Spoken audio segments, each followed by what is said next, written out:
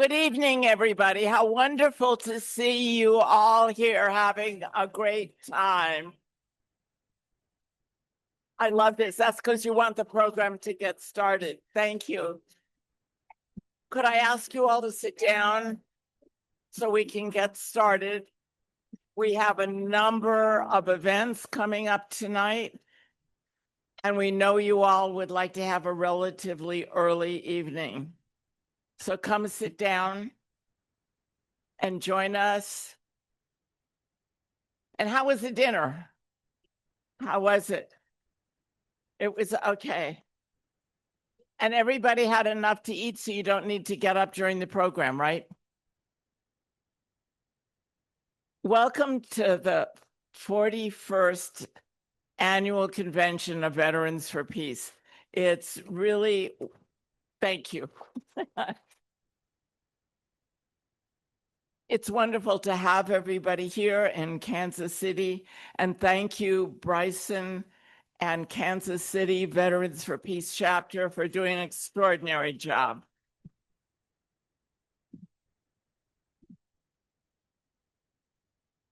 It is amazing. I'm glad you're all clapping because next year we need to find a location, and Bryson and the Kansas City chapter will tell you how much fun they had preparing for this one, right? It's terrific. It's strength building, consciousness building, and just again, it's a wonderful experience to see Veterans for Peace folks getting together and having a good time during this this time in this country and in this world that we all know about. We know we are gathered here for very serious reasons. We know that after this convention, we're going to be prepared to work even closer together and go out into the country and the world and say it's enough, and we're going to make changes in the government, in the policies of this government. I wish I could say corporate America, but I'm not so sure about that. But you know, working together is really the answer to all of this stuff that we see going on. And we need to think about that and talk with each other and keep on moving forward. So thank you all for being here.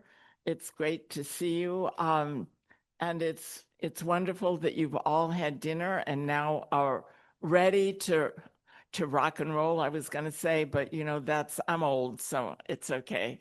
But with that, I would like to say welcome. And Michael McPherson, Executive Director of Veterans for Peace, has a real speech prepared. So come on up here, Michael.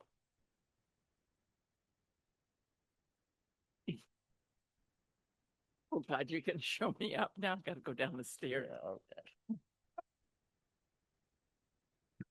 Okay, hey everybody. All right, so we'll see if I have a real speech. I wrote some notes to see. So first, I have to thank everybody for being here. I know it's been a rough year since last year, everything that's happened. We have inflation and everything. It's not cheap to go on trips and do things like that. So I really appreciate everyone being here. I appreciate you as members. Thank you for everything you do to make Veterans for Peace what it is. It would not be the organization that it is without you. So thank you so much. I also want to recognize our staff. I want to recognize Gail Aquino, our office assistant. Gail, I know you're eating, but can you stand up, people? Yeah, no, just come on, Gail, just stand up so everybody can see you. Yes, yeah. I want to recognize Chris Smiley, our communications social media coordinator. Where is he? All right, Chris. Of course, I want to recognize Shelly Rocket, our office manager.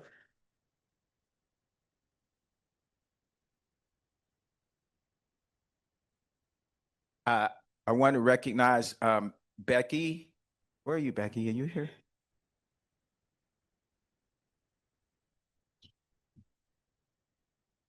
All right. Becky, well, you know what she does. She does our e-news. does the program book, anything that has to do with printing. She puts that together. And that's a lot of hard work. And Greg Corning's not here, but he's in Zoom. So let's give Greg a big hand. He helps us with our membership. Those are our two consultants. And we wouldn't be able to do all the things we do without them. Again, I want to thank the board. Huh? Oh, yes. Well, let's help Mark. Thank you, Margot. Thank you. What about Margot's not staff, but in terms of making this convention happen, yes. Thank you. And I love how you all advocate for each other. Thank you very much. I've thanked the board already. Okay. So there's a lot of board members. I've already thanked the board. So please let me continue. Thank you. All right. So I hadn't finished thanking the board. I was just getting started thanking the board. I want to thank the board for all the work they do, but I just especially want to, I'm sorry if other board members get upset, but I want to thank the executive committee because I know they meet almost every week. They do a lot of work. That's Paul Cox, Mike Tort, Joshua Shirley, and Susan Snall, our president, which we should give her a really big hand. So thank you, Susan. And I first learned about Susan through Sir No Sir. So most people here have seen it. If you haven't seen it, you really should watch Sir No Sir, which Hal Muscat is also in. So please watch Sir No Sir.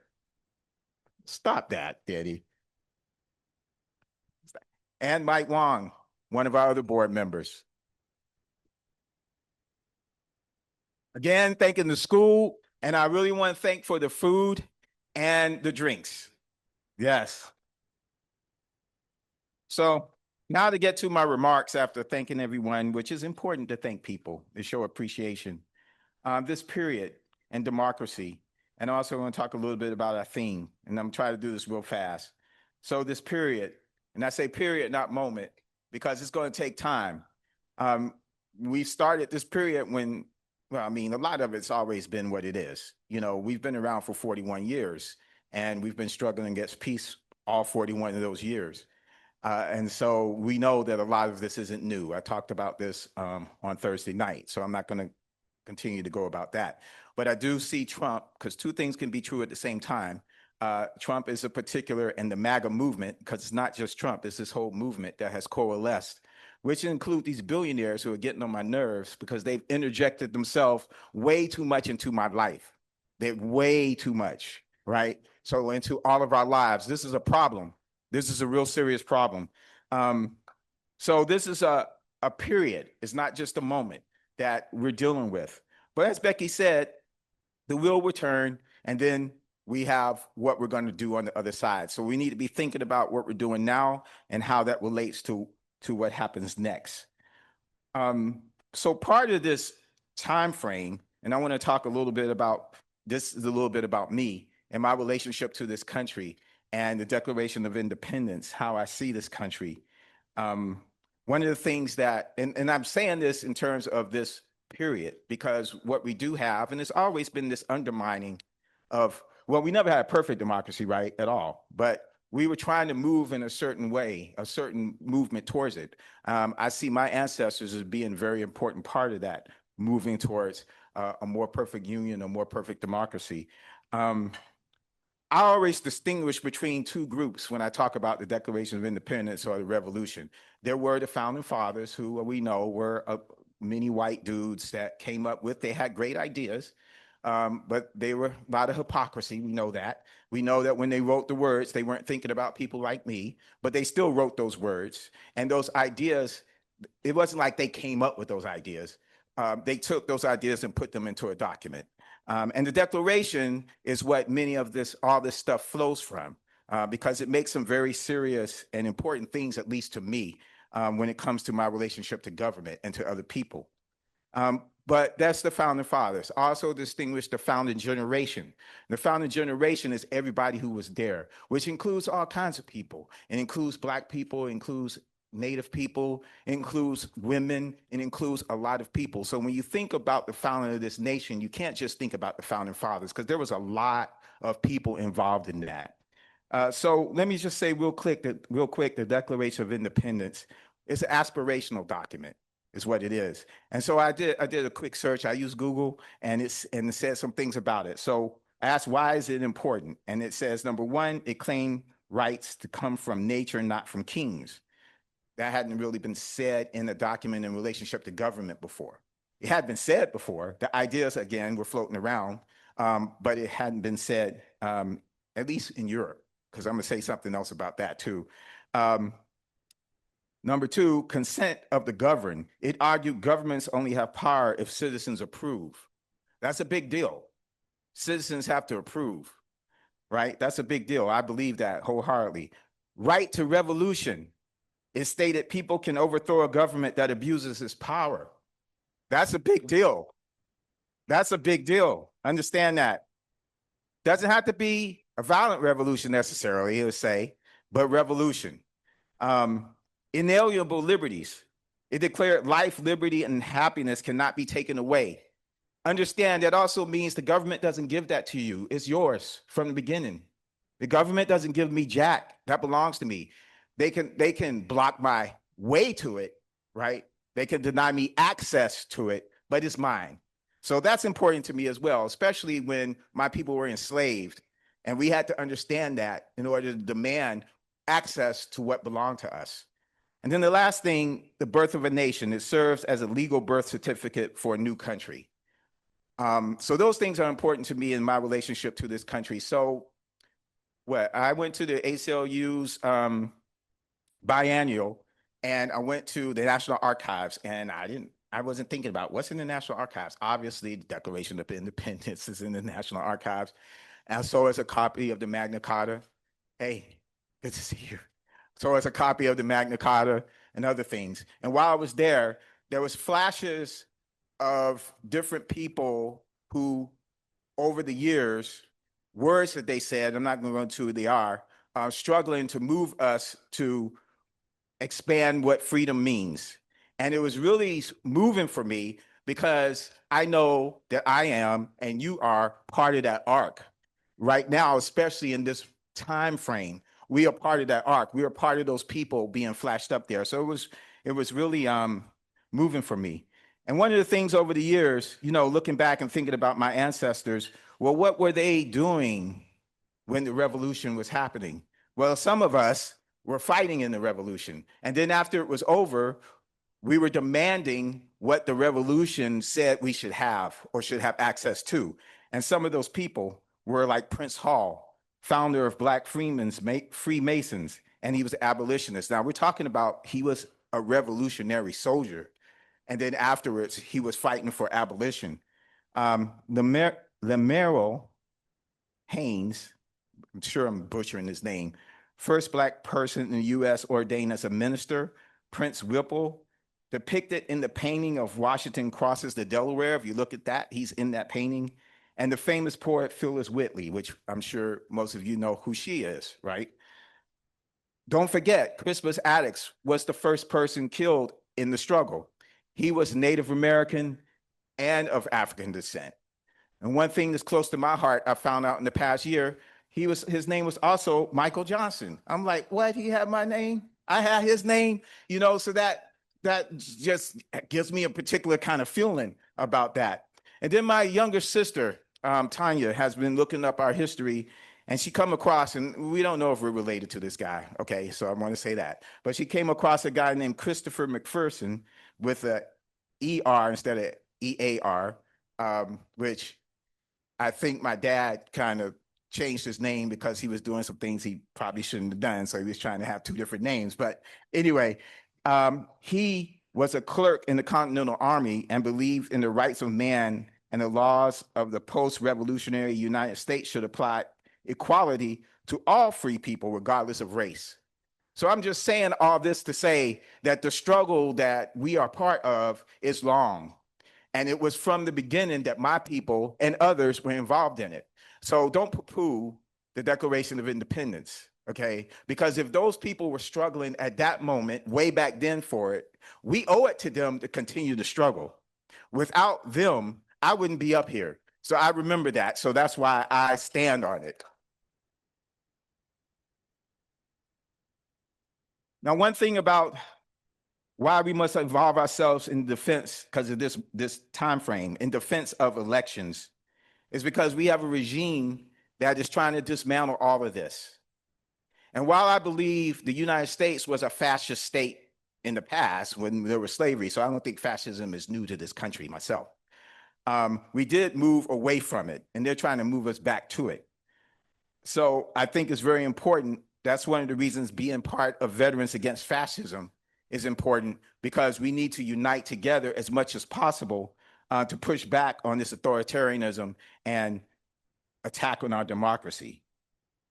Also, because we're Veterans for Peace, we need to remember that war is always a product of authoritarianism and fascism if the state has the power to do it, because they will, after they consolidate power at home, they use that power to go abroad. So it's really, really important, not just for us, but the world. And this is a global movement that's taking place. So we must push back against it. Now, I'm trying to move through this quickly, so I apologize for taking too much time. Our theme, Peace Through Nonviolent Action, From Chaos to Community, in part comes from Dr. Martin Luther King Jr.'s book, Where Do We Go From Here, Chaos or Community?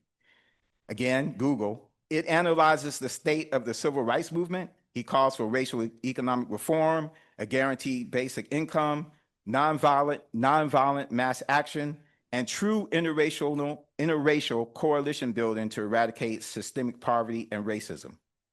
I talked about the moment, so I'm not going to, because I want to compare some of what he said, that phrase I just told you, and now.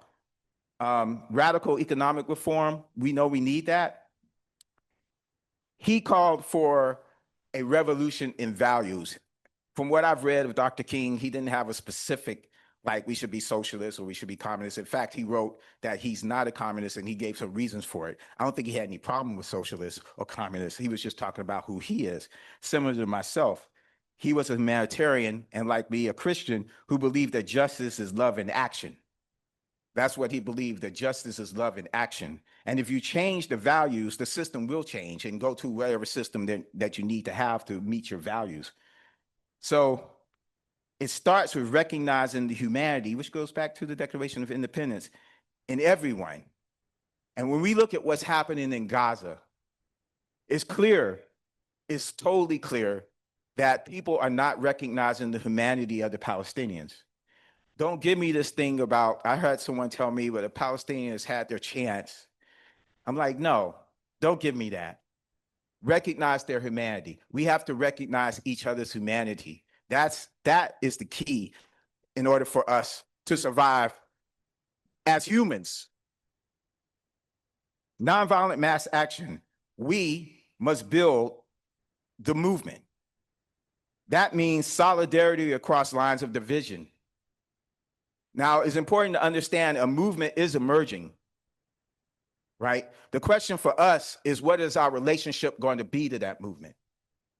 Because the movement is going to grow, right? So do we want to be part of it or not, and how are we going to relate? I say to you that you want to unite with people who have a similar vision of us, of a world of peace and justice, that understand that it's going to be multiracial, multi-ethnic, multi-gender. They might be a Democrat, they might be a socialist, they might be a communist, they might be all kinds of different things, and we can figure out the path there. But if they have that vision, that's who you need to unite with. And we got some foolish Democrats who want to demonize democratic socialists, which is playing into MAGA hands to paint the whole left as dangerous, while the most violent political forces on the right are uniting. How stupid is that? It's very stupid. But let us not fall into that. Let's not do that. Last thing, almost finished. Eradicate racism. That's very important, obviously. Dr. Wildcat talked about we are all relatives. So the more we help people understand, not just us humans, but everything, right? We talked about that. The more we understand that, the easier it will be to eradicate these isms and these hate. But I also want to make sure people understand that we need to dismantle patriarchy. That's incredibly important to all of this. He mentioned, I'm not going to say this well, Haudenosaunee. Right. Okay. Thank you. I'm sorry. I'm not, I didn't say it well, but um, I'm going to read this to you and then I'm going to be done and then have to have Mike Tork give us some instructions because I forgot to do that. So there's a book called All We Say, The Battle for American Identity. So I talked about the Declaration of Independence. And one of the things that when I read this, and I'm going to say Europeans, even though this is part of my heritage too, had to write these things down. Okay. But everybody didn't have to write things. Some people, it was just part of their culture. So, unlike the Europeans, and this book is All We Say, The Battle for American Identity, unlike Europeans who relied on written laws and bureaucratic administration, Haudenosaunee society was governed by the great law of peace, an oral constitution upheld by custom and consensus. The Seneca lived in the communal dwellings known as longhouses. Crimes like theft were as foreign as the notion of private property. Villages could be comprised of a few dozen longhouses and made their own decisions about how to manage land and resources. Women were the decision makers on many matters, and Dr. Raukat talked about this, including the nomination of men to serve as village chiefs. And I want you to think about that because that puts a control on us out of control men. Because if you want to be a leader, you had to think about how you were treating the women amongst you. And understand it was still male leadership, but it was also women leadership. You understand what I'm saying? There's a balance there. And that balance is missing. It's missing, and it's a huge part of what is wrong. So I think I'm done. I appreciate all of y'all. Thank you so much.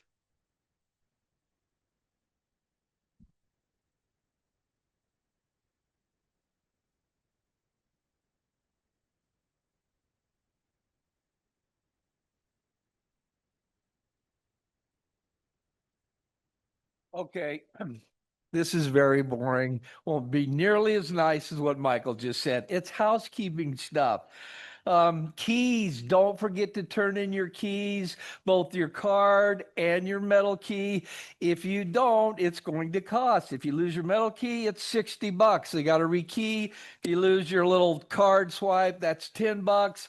We're not going to pay for it. So, and there's express checkout. There'll be envelopes at the registration desk in the dorms.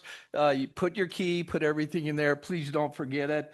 Checkout is by 3 o'clock, but you can leave your bags in your room until you get ready to either go to the airport or to the next hotel. If you got a room for Sunday night, you're going to be transferred to another hotel a mile and a half away.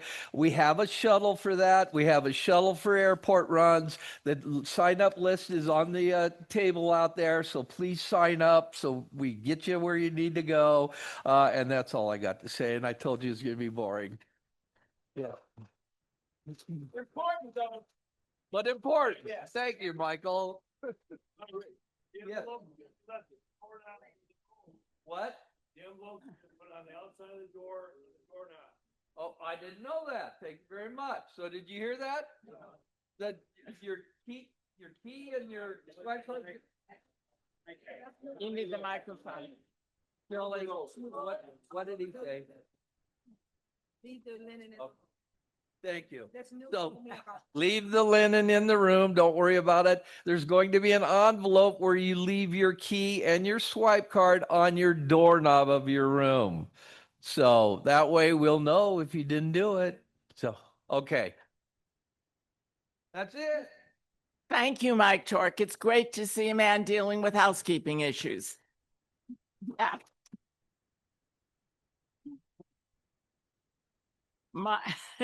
Thank you, New York. I would like to make a very special welcome to our visitors from Vietnam, from the Vietnam Association for the Victims of Agent Orange.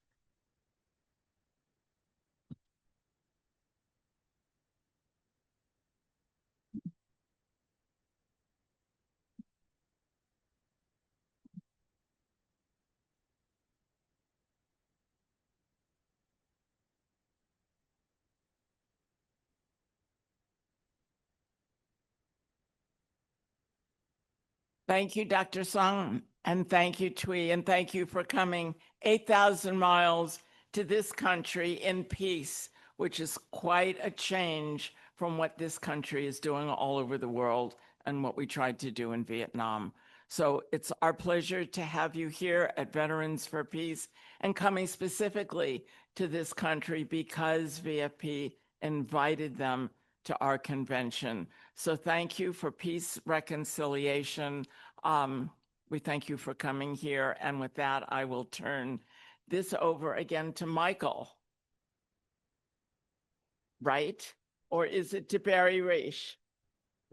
Barry for Presente. Thank you.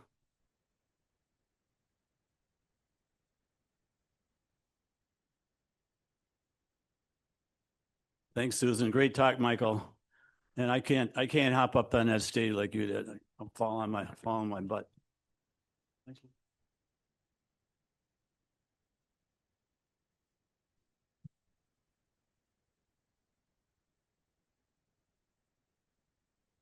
Hey, everybody, Barry Reach, chapter 27. Good to see you all. And you've already been welcome, but I want to welcome you again, especially the people here for the first time. We got some new people here. Okay, well, welcome to our Veterans for Peace Convention. I just want to read a little something here. Something I've helped maintain this tradition over the years. That's why they let me come up and do this. You know, I've insisted that we spend time each year remembering those that have fallen over the past year. So a little more solemn part of the gathering here. So I want to read this little thing that I've written here. Each year we spend a portion of our gathering to remember all who have passed in the last year. Each person is special and has their own amazing story, but we simply don't have time to spend talking about each story. So we're going to leave that up to you to go back to your chapters and remember these people. We've tried different things over the years, showing pictures and stuff like that, but it just, it takes too much time. And we do want to remember these people. We hope, and it takes a different kind of person to join Veterans for Peace, people who have participated in our military machine and have learned the folly of war and gone to work towards its abolishment. Members who not only talk the talk, but walk the walk. Members who know and seek the truth and work diligently to deter our country from the insanity of war and now genocide. Our associate members also add a special dimension to our work and are some of our better members. We thank and honor both full and associate members for their time and commitment to making the world a better place for us all. I also take comfort in hoping that when my time has come, somebody will remember me, because there's not many people in the world that give a darn about what I'm doing, and it's nice to know that it's nice to know that I'm hoping that you'll remember me. Okay, so yeah, it was right. So you carry on that tradition. So anyhow, I hope I have all the names. If I have a name if I don't have it called out a name that you want to be on there, please let me, at the end of my readings, I'll give you a time to say the name. But anyhow, so we'll go through it. I'll read the names and we'll say presente after each name. We'll conclude with the tradition of chapter 27 and doing a tolling of the bell. And then we're going to do the taps. And Kansas City chapter, Theodore is he's not only going to do the bell, but I sent him home today to practice doing the taps on the flute. I love the native taps. So I'll invite you to stand when we get to that point. We'll ring the bell and then we'll do the taps. And then opportunity before we do the taps and stuff. I'll see if anybody's got any names I forgot. Okay, so let's get on with it.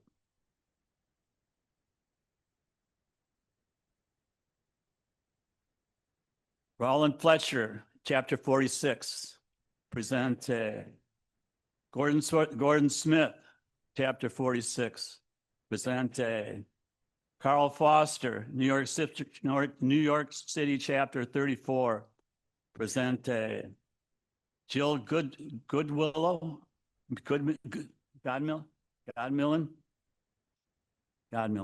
New York City, chapter 34, presente. Stan Miriam, Houston, chapter 12, presente. Dave Burrows, Santa Fe, looks like South Dakota, chapter 91, presente. San Diego, Okay. San Diego chapter, presente. Jackie Hyder, San Diego chapter 91, presente. George Mishke, chapter 27, Minnesota, presente. Ken Mayers, Santa Fe chapter, presente. Packy Wyland, Western Mass, presente. I'm not gonna probably do this wrong. Bok Dong Yon, Bok Dong Young, Hawaii chapter 115. So 113, presente.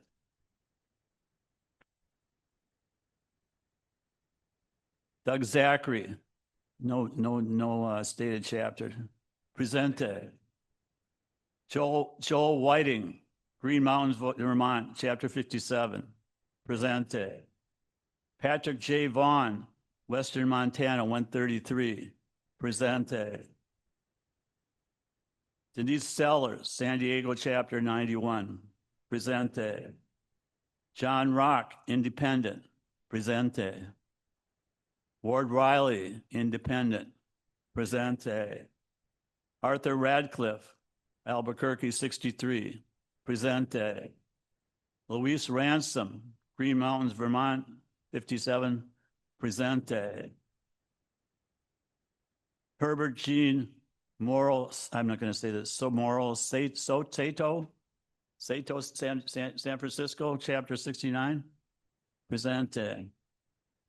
Richard Mercoris, East Bay, chapter 162. Presente. Robert T. Melsha, Austin, Texas, chapter 66. Presente. Laura Amerikanowski, Independent. Presente. Gilbert McGuire, Minneapolis, chapter 27. Presente. Joanne Lingle, Indianapolis. Presente. Stan Levine, chapter 91, San Diego. Presente. Thomas Lee, chapter 62, New Hampshire. Presente. Richard LaMonica, 61, St. Louis. Presente. David Iono, Hartford, Windham, Connecticut, 42. Presente. Philip A. Heft, Seattle, 92. Presente. James Gould, 92, Greater Seattle. Presente. Gary Gilberg, 905, North Central, is that right? No, that must not right. North Central, Minnesota. Presente. Gerald Ganon, 27, Minneapolis. Presente. Paul Estes, New Hampshire, 62. Presente. Doug Drews, chapter 27, Minnesota. Presente. Leanne Delaney, 69, San Francisco. Presente. Gary Davidson, New York, 34. Presente. James C. Castries, Eastern Mass, 9, chapter 9. Presente. Charles Burgess, 134, Tacoma, Washington. Presente. Jeffrey A. Brightbill, Independent. Presente. Ward Brennan, chapter 27, Minnesota. Presente. Ben Ashbacker, 157 Triangle area, North Carolina. Presente. John Elder, Spokane, Washington, number 32. Presente. Okay, that's what I got. Do I need more? Okay. Oh, I didn't say Woody. Woody, I didn't say Woody. I didn't say Woody. That's how I Woody Powell. Presente. When I forget Woody. Will Warriors. Will chapter 25. And what state? Wisconsin. Presente.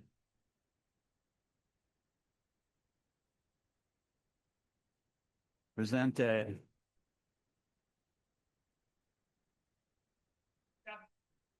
Washington. Presente. The book chapter. Presente.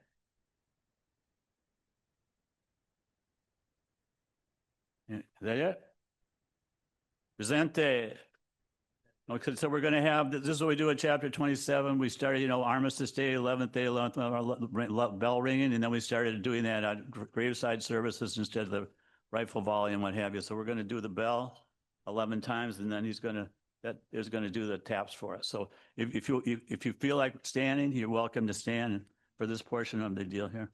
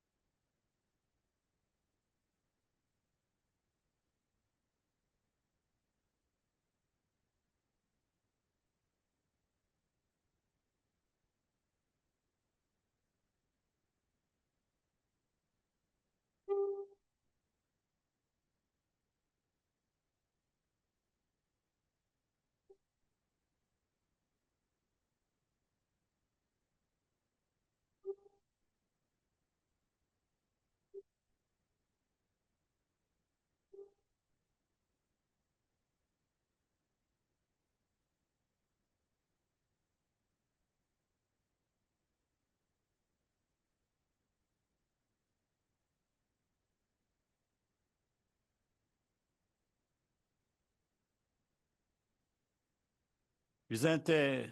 Presente. Thanks, Theodore.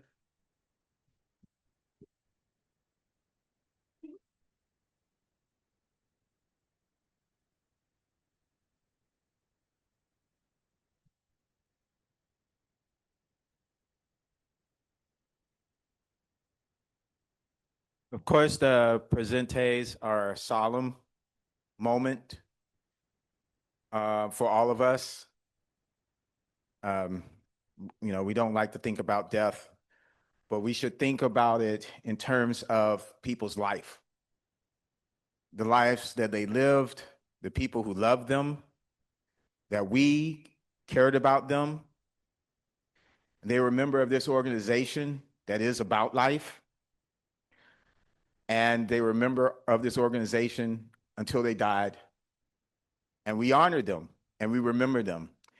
And I have to tell you, it makes me happy while I'm alive to know that one day, because all of us are going to die, which means I'm going to die. You didn't know that yet? I'm sorry. It's like telling the kid about Santa Claus. There's no Santa Claus? Yes, all of us are going to die. And one day when I die, my name will be said, and people will say presente. And that makes me smile. Yes. That's right. That's right, because they're all here in this room when we say their name. So next, we're going to hear from Hassan Clement of chapter 13. Hassan gave us a wonderful poem last year, and we want to hear from him again. Chapter 13 in Tucson, Arizona. Peace and love, everyone. I just want to say I'm so inspired, and I'm glad I came after the present day where we honored those who have transitioned, but I'm glad to stand up here to honor y'all. And I started coming to these in 2017 in Chicago. And the thing that impressed me most was I thought that the services were a monolith and you guys just followed orders. And then I met Susan and heard about what she did, and I heard other things. And my sensei, Bob Phillips, who was the president of Veterans for Peace in Tucson, he brought me here and showed me what resistance looks like. And we get energy from struggle.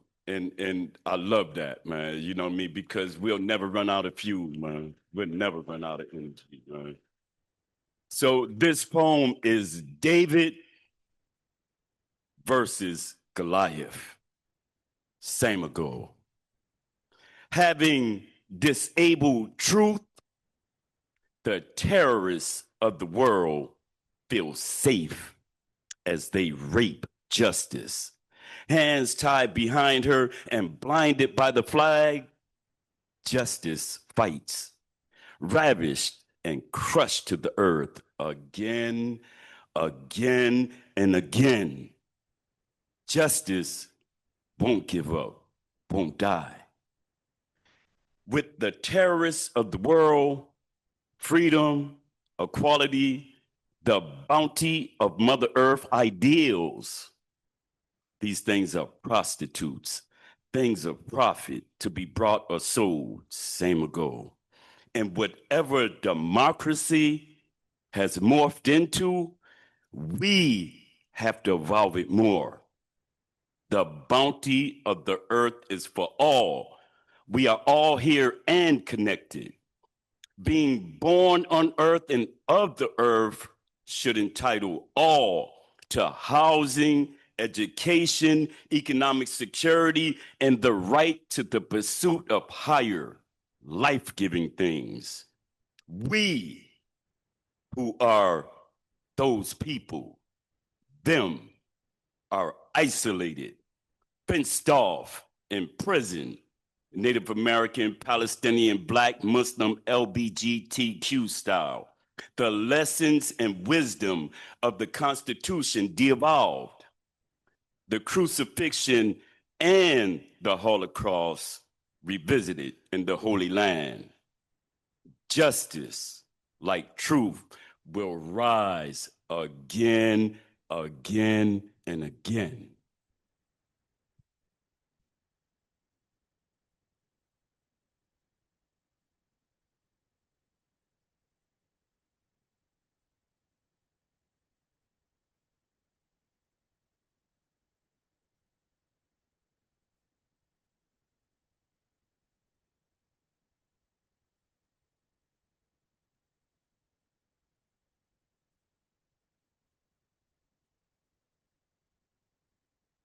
Right, bear with me a minute. We're going to do some awards.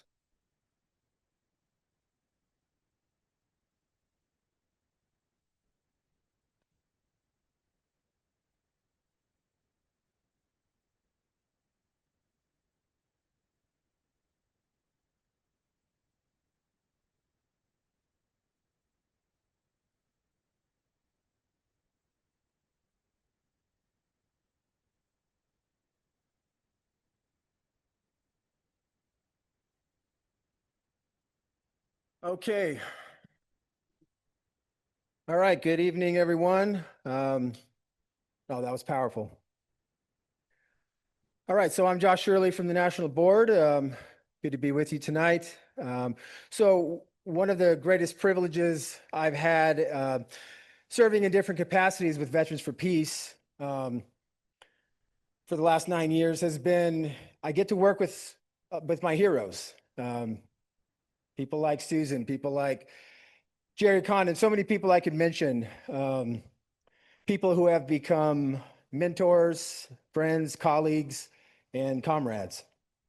And I know I'm not alone in that. This organization is filled with people whose courage, commitment, and persistence remind us why we do this work in the first place. So we're going to give out a few awards. And now giving awards to peace activists is always a little tricky, right? There's so many people who do so many things. And we're generally a group of people who don't do this work for recognition. Some folks are probably more comfortable getting arrested than getting an award. But that's also why I think taking a few minutes to do this matters.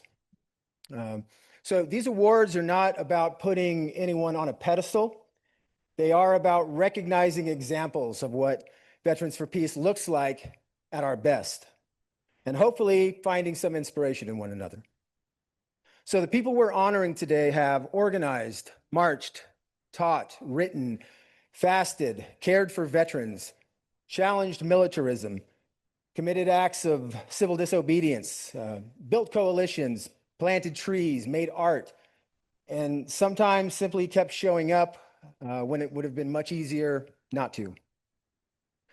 And none of them did these things alone. Every person we're recognizing represents communities, chapters, families, fellow organizers, and countless others whose names may never appear on an award. So I will, the way this will go, we have, let's see, six awards to give to 5 individuals and 1 chapter. So what I'll do is I'll talk about the award, I'll announce the person. It should be a surprise if we've done this correctly. So when those people's names are announced, they'll start walking up, and while they're walking up, I'll say a few words about them, and then we'll do the award handoff. Time, unfortunately, doesn't permit acceptance remarks, but folks are encouraged to talk to our awardees and congratulate them during side conversations. And so today we get to take a little time to recognize some remarkable people in this organization. So let's get started. So the first award category is called the Gandhian Nonviolence Award that we give every year. And the Gandhian Nonviolence Award recognizes a VFP member who embodies the values of compassion, selfless service, and the belief that nonviolence is not simply an idea, but something we practice in our relationships, our communities, and our work for peace. This year, the recipient of the 2026 Gandhian Nonviolence Award goes to a stalwart associate member of New York City Chapter 34, Anthony Donovan.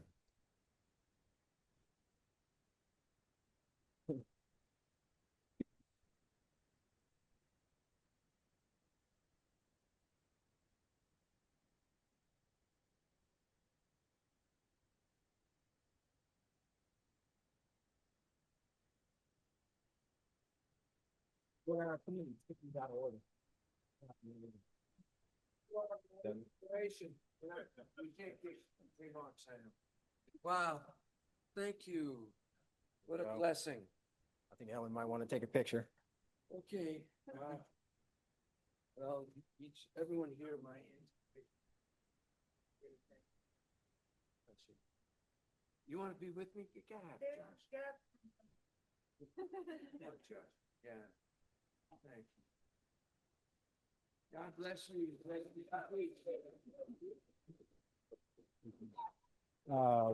Don't say anything. So you see it best. It's going to be, but we're not done. We're not done. I'm going to say a few words here. All right, so Anthony's journey as a peace activist began more than half a century ago. As a teenager, he actually considered joining the military and going to Vietnam. Can't imagine that. Then he met some veterans of that war who challenged what he thought he knew. Anthony listened, did his own research, and chose a very different path, one that would become eventually a lifetime commitment to nonviolence. Since then, Anthony has been arrested for nonviolent civil disobedience against war. He's produced documentaries on nuclear weapons and nonviolent conflict resolution, traveling to places like Vietnam, Iran, Northern Ireland, South Africa, and Palestine, to name a few, in pursuit of dialogue and peace. His commitment is also intensely local and personal. As a hospice nurse, Anthony has worked closely with the Catholic worker community and has become an invaluable part of VFP in New York City. He helped coordinate the Golden Rules visit to New York, participated in the 40-day Veterans and Allies Fast for Gaza, helped organize the VFP Peace Walk, and can regularly be found outside the U.S. mission carrying a remarkably straightforward message: stop the killing. So perhaps most fittingly for this award, Anthony has an unusual ability to treat everybody he encounters with dignity. Fellow activists, strangers, even the police officers assigned to demonstrations.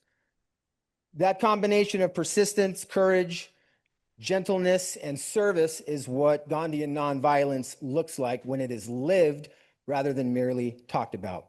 So thank you again, Anthony.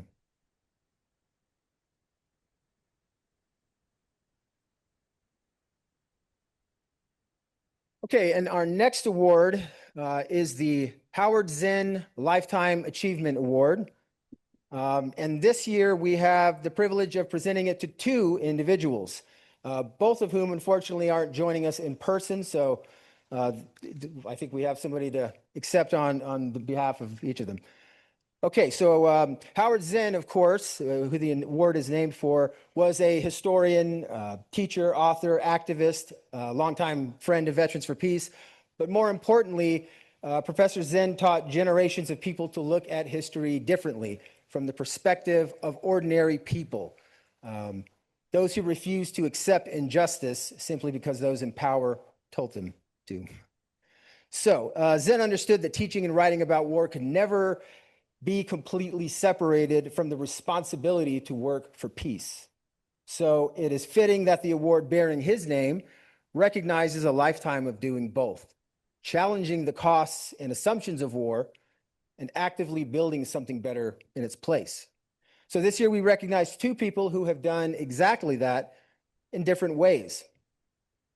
So our first recipient is Dr. Bill Leonard from Maine Chapter 001.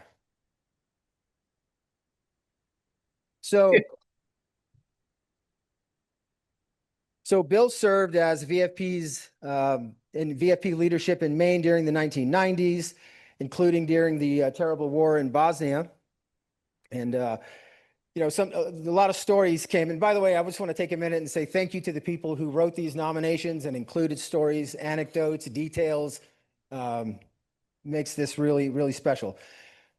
But one story from that period probably says more about Bill's lifetime of service than any list of achievements ever could. A 14-year-old boy named Arnell had been badly wounded by shrapnel when his school playing field came under fire in Mostar. When Arnell arrived in Maine for medical treatment, he had little more than a hospital gown and one sneaker. Bill and his fellow VFP members went to work. They helped find Arnell and his mother a home with a local family. They helped arrange the care and community he needed during a long recovery. Bill even located a Bosnian-speaking college student to visit Arnell in the hospital. She showed up, played guitar, sang familiar songs, and for a little while allowed a badly wounded kid far from home to simply smile again. Then came Martha, a 12-year-old girl who had been shot and left paralyzed after her father was killed. Bill and his late wife, Virginia, and others in the community, again, helped to make sure that Martha and her mother received medical care, a home, and support in Maine. Both children eventually graduated from Falmouth High School before returning to Bosnia, where they're doing fine today. So Bill described the mission much more simply, that our job was to get these wounded children here, get them medical care, and get them home. And, you know, there's something wonderfully Zen-like, Howard Zen-like in that simplicity. Behind all the abstractions of geopolitics and warfare are actual human beings. And, you know, peace begins when we refuse to lose sight of that. So for a lifetime of compassion and education and commitment to peace, it's an honor to present that award to Dr. Bill Leonard. And of course, thanks Adam Toothaker, from current chapter president, for accepting that award on Bill's behalf. All right. Okay, and our second recipient of the Howard Zinn Lifetime Achievement Award, probably no stranger to many of us, is Tarek Kaf.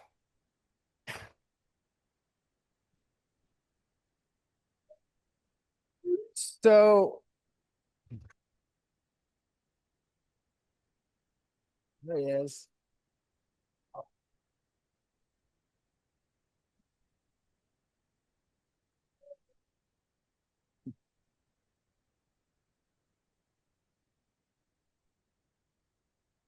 So Tarek's first encounter with American militarism came as an Army paratrooper from 1959 to 1962. What followed has been a lifetime of organizing, resistance, and what might be described as a Forwarded to voicemail. The person you're trying to reach is not available. At the tone,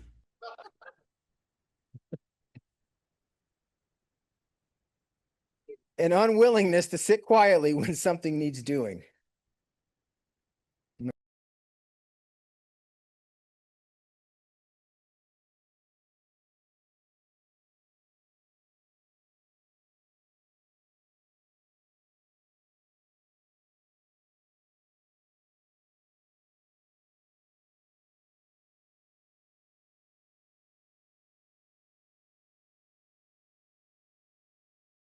Entered the airfield at Shannon Airport to protest the use of supposedly neutral Ireland for U.S. military operations. They were arrested and then prohibited from leaving Ireland for 9 months.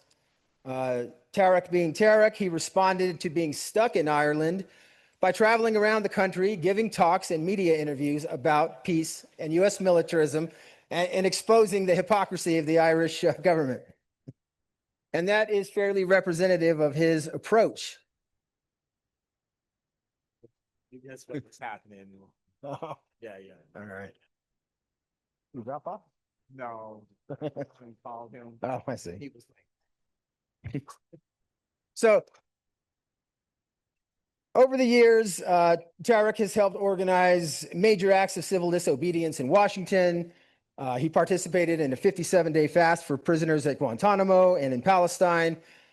He served as a VFP board member, produced the Peace in Our Times News, and is currently the editor-in-chief of the Peace and Planet News.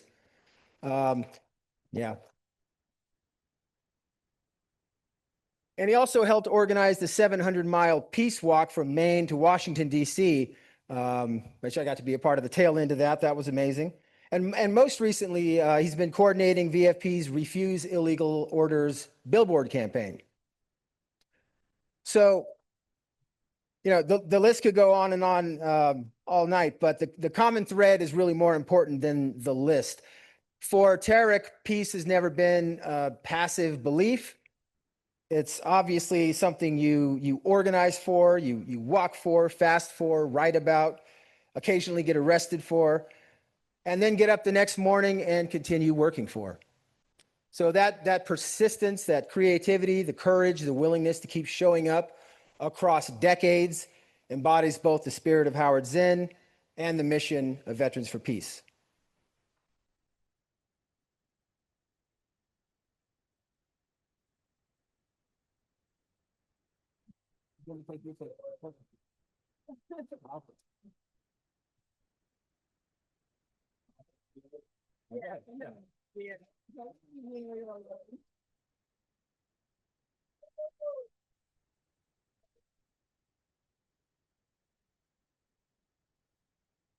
All right, next up, yeah, that's the one. Okay, next we have the what used to be called the VFP Service and Service and Stewardship Award, but I think last year, or the year before, we renamed it the Ken Mayers Service and Stewardship Award. Given to someone whose service supports the well-being of veterans and their families while helping to build a broader culture of peace. Ken once explained why he continued working for peace and justice year after year. He said, "I do it in part because I can. I do it in the hope of creating a better world for my children and grandchildren. The world is a little less depressing when you are trying to make things better." So that combination of service, kindness, and humility is very much the spirit of this award.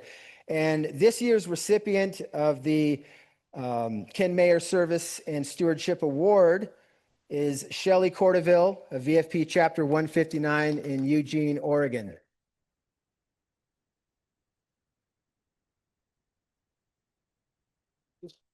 It's you, Shelley. It's you.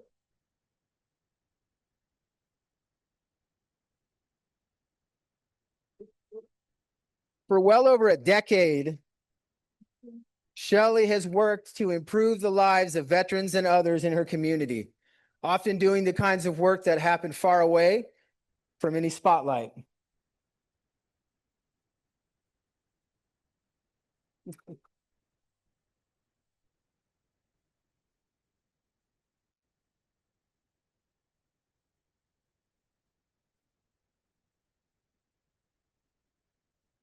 Shelley's quite remarkable. You know, she's spoken locally and nationally about difficult topics, military sexual trauma among them, helping bring greater awareness to veterans' experiences. You know, for 9.5 years, Shelley volunteered with the Egan Warming Centers, which were created after Major Thomas Egan, a military veteran experiencing homelessness, froze to death on the streets of Eugene.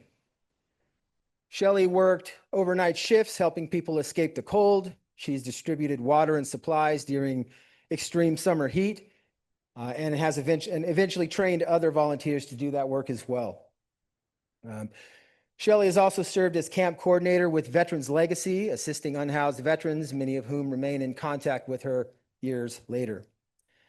Today, as president of Chapter 159, Shelley has helped build relationships between VFP and organizations throughout her community. But perhaps her greatest contribution is the way she works with people.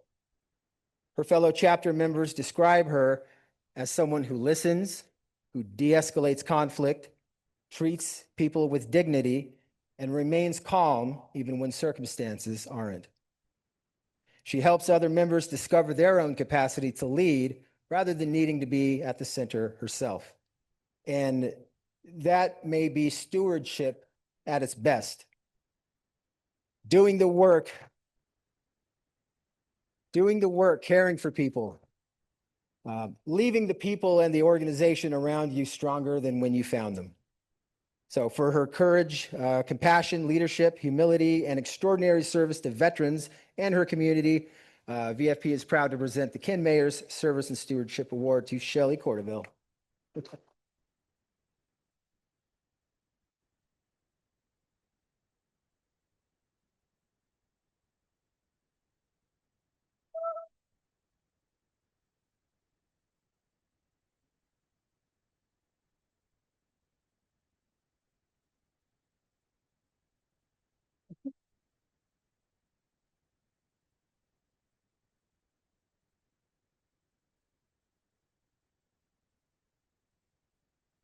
All right, and the next category is the final individual award, is the Leadership in Peace Award, which recognizes outstanding leadership, vision, initiative, inclusiveness, and perseverance in advancing the mission of Veterans for Peace. It honors the kind of leadership that doesn't simply put someone out in front, it brings people together, creates opportunities for others to act, and strengthens the movement along the way. So if our recipient could come forward, and that is Jim Ryan. He's right there. Oh, there it is.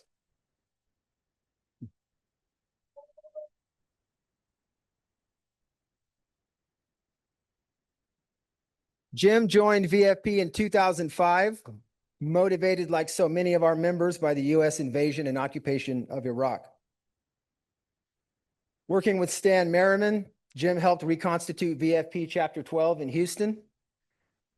There, he organized powerful public displays of small American flags representing U.S. military members killed in Iraq and Afghanistan, alongside memorials recognizing the enormous number of Iraqi and Afghan civilians killed in those wars. A very simple but powerful way of making the human cost of war visible. After returning to his hometown of Detroit in 2016, Jim joined Chapter 74 in Southeast Michigan and became one of the founding members of VFP's Climate Crisis and Militarism Project. That work recognizes something increasingly difficult to ignore. Obviously, the militarism and the climate crisis are deeply, deeply connected, and confronting one requires confronting the other. And Jim, like no one else, has helped to carry that message into direct actions across the country, including actions in Washington, D.C., in Michigan, and in New York. And then came maybe Jim's most ambitious undertaking. Following the 2024 election, Jim proposed, planned, and trail bossed the Wake Up to Climate Crisis and No Mosques, No Military Air Shows tour. I know he came through our town in Fresno, and he was very well received, and I know he's probably been to a lot of your towns and communities along the way. From San Diego in September 2025, all the way to Brunswick, Maine in July 2026, Jim worked alongside others such as Cindy Piester, Ellen Barfield, and several VFP members and chapters across the country to bring the connections between militarism, climate destruction, and the culture of war directly to local communities. That is leadership in a form VFP knows well. Have an idea, organize people around it, hit the road, and keep going. So for his vision, initiative, persistence, and many years of organizing for peace, VFP is proud to present the Leadership in Peace Award to Jim Ryan.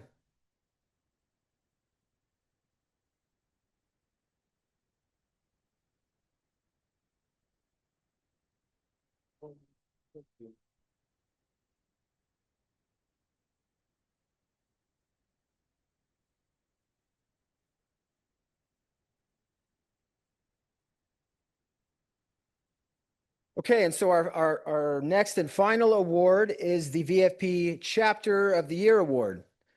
So this one's going to an entire chapter. Recognizing exceptional commitment to peace, justice, nonviolence, community engagement, education, activism, and the continued vitality of Veterans for Peace.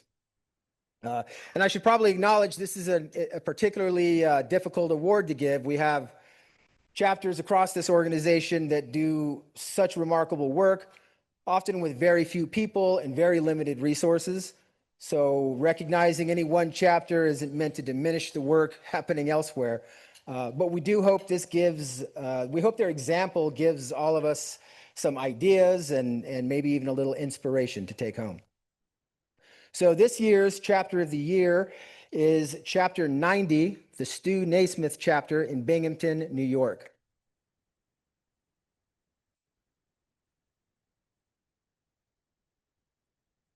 So Chapter 90 describes itself as a nonstop activist team. And looking at the past year, that may be an understatement.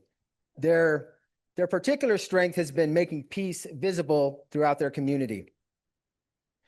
They've worked with students at Binghamton University, challenged military recruiting and the local war industry, demonstrated against war in Palestine and Iran, protested drone warfare, supported the Refuse Illegal Orders campaign, organized Hiroshima and Nagasaki commemorations, and repeatedly brought VFP into the local media and public conversation. What especially stands out is their creativity. Chapter 90 has organized anti-war concerts and theatrical performances. They entered a scarecrow display with the message, "War is spooky, cherish all children." They maintain a children's peace garden dedicated to children killed by war and domestic violence. They bring fourth graders together to plant trees, distribute books, and have helped organize a children's peace fair centered on cooperation, kindness, storytelling, music, and peace. So in other words, they don't only protest the world as it is, they create a little glimpse of the world we're all trying to build.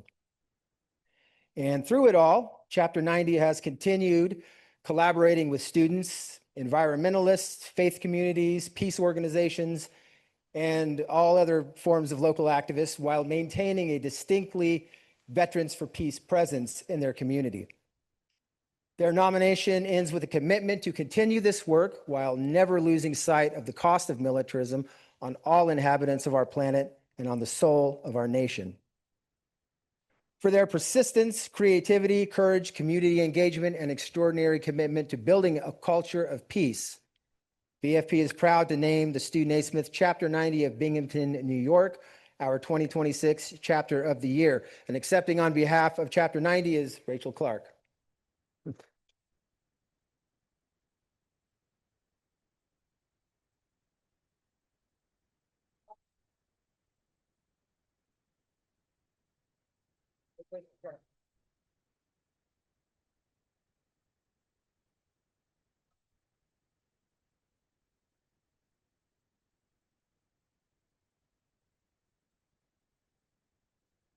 All right, we're going to break protocol and Rachel's going to say a few words for the chapter.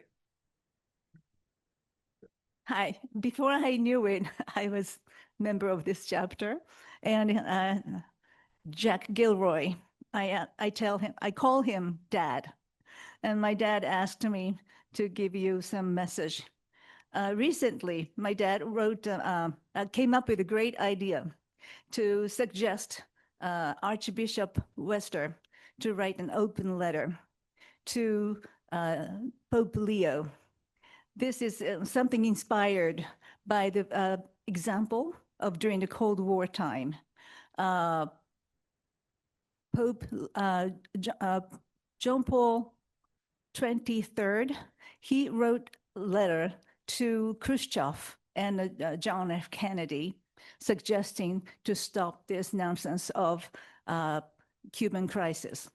So Dad wants to wants the same thing to happen again. So he's, nudging Archbishop Wester to write a letter to Pope Leo, a similar letter. And he's asking for your petition. So please find out his open letter and endorse his letter individually or with your chapter. Thank you very much, and let's make it happen. And we have to stop this nonsense of nuclear. Thank you.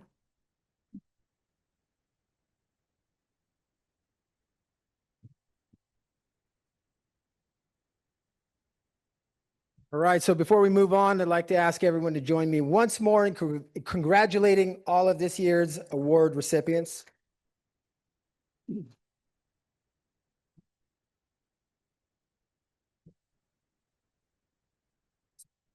All right, one thing that strikes me after hearing these stories is just how many different forms peace work can take.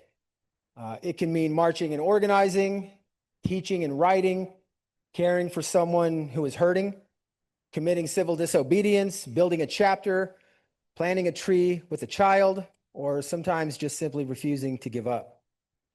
And that's part of why recognizing these folks matters. The people we've honored today don't only protest the world as it is, but they, again, give us glimpses of the world that we're trying to build. It inspires us to keep showing up, to take care of one another, and to keep doing our part together when we go back home. So to all of our recipients, thank you again for your service to peace. Thank you for your courage, your friendship, and your example, and congratulations.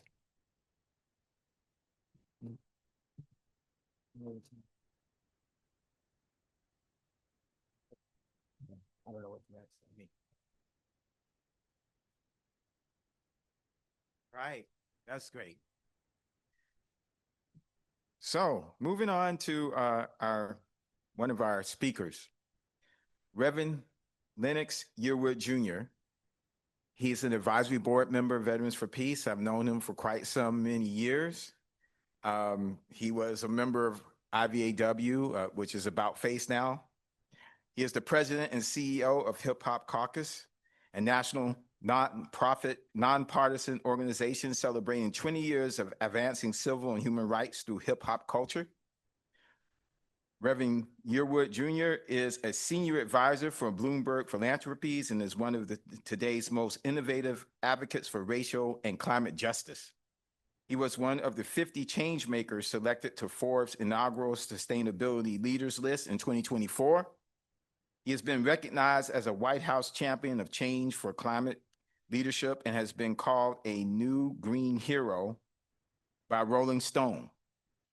Reverend Lennox Yearwood Jr. is a leader in climate storytelling and entertainment, executive producing the stand-up comedy special Ain't Your Mama's Heat Wave, and films like A City in the Forest, The Statement, and #WildBlack. He is also the host of award-winning climate and environmental justice podcast, The Coolest Show. Above all, he is a devoted father, bringing purpose and passion to both his family and his work. Everyone, let's give Reverend Yearwood a hand.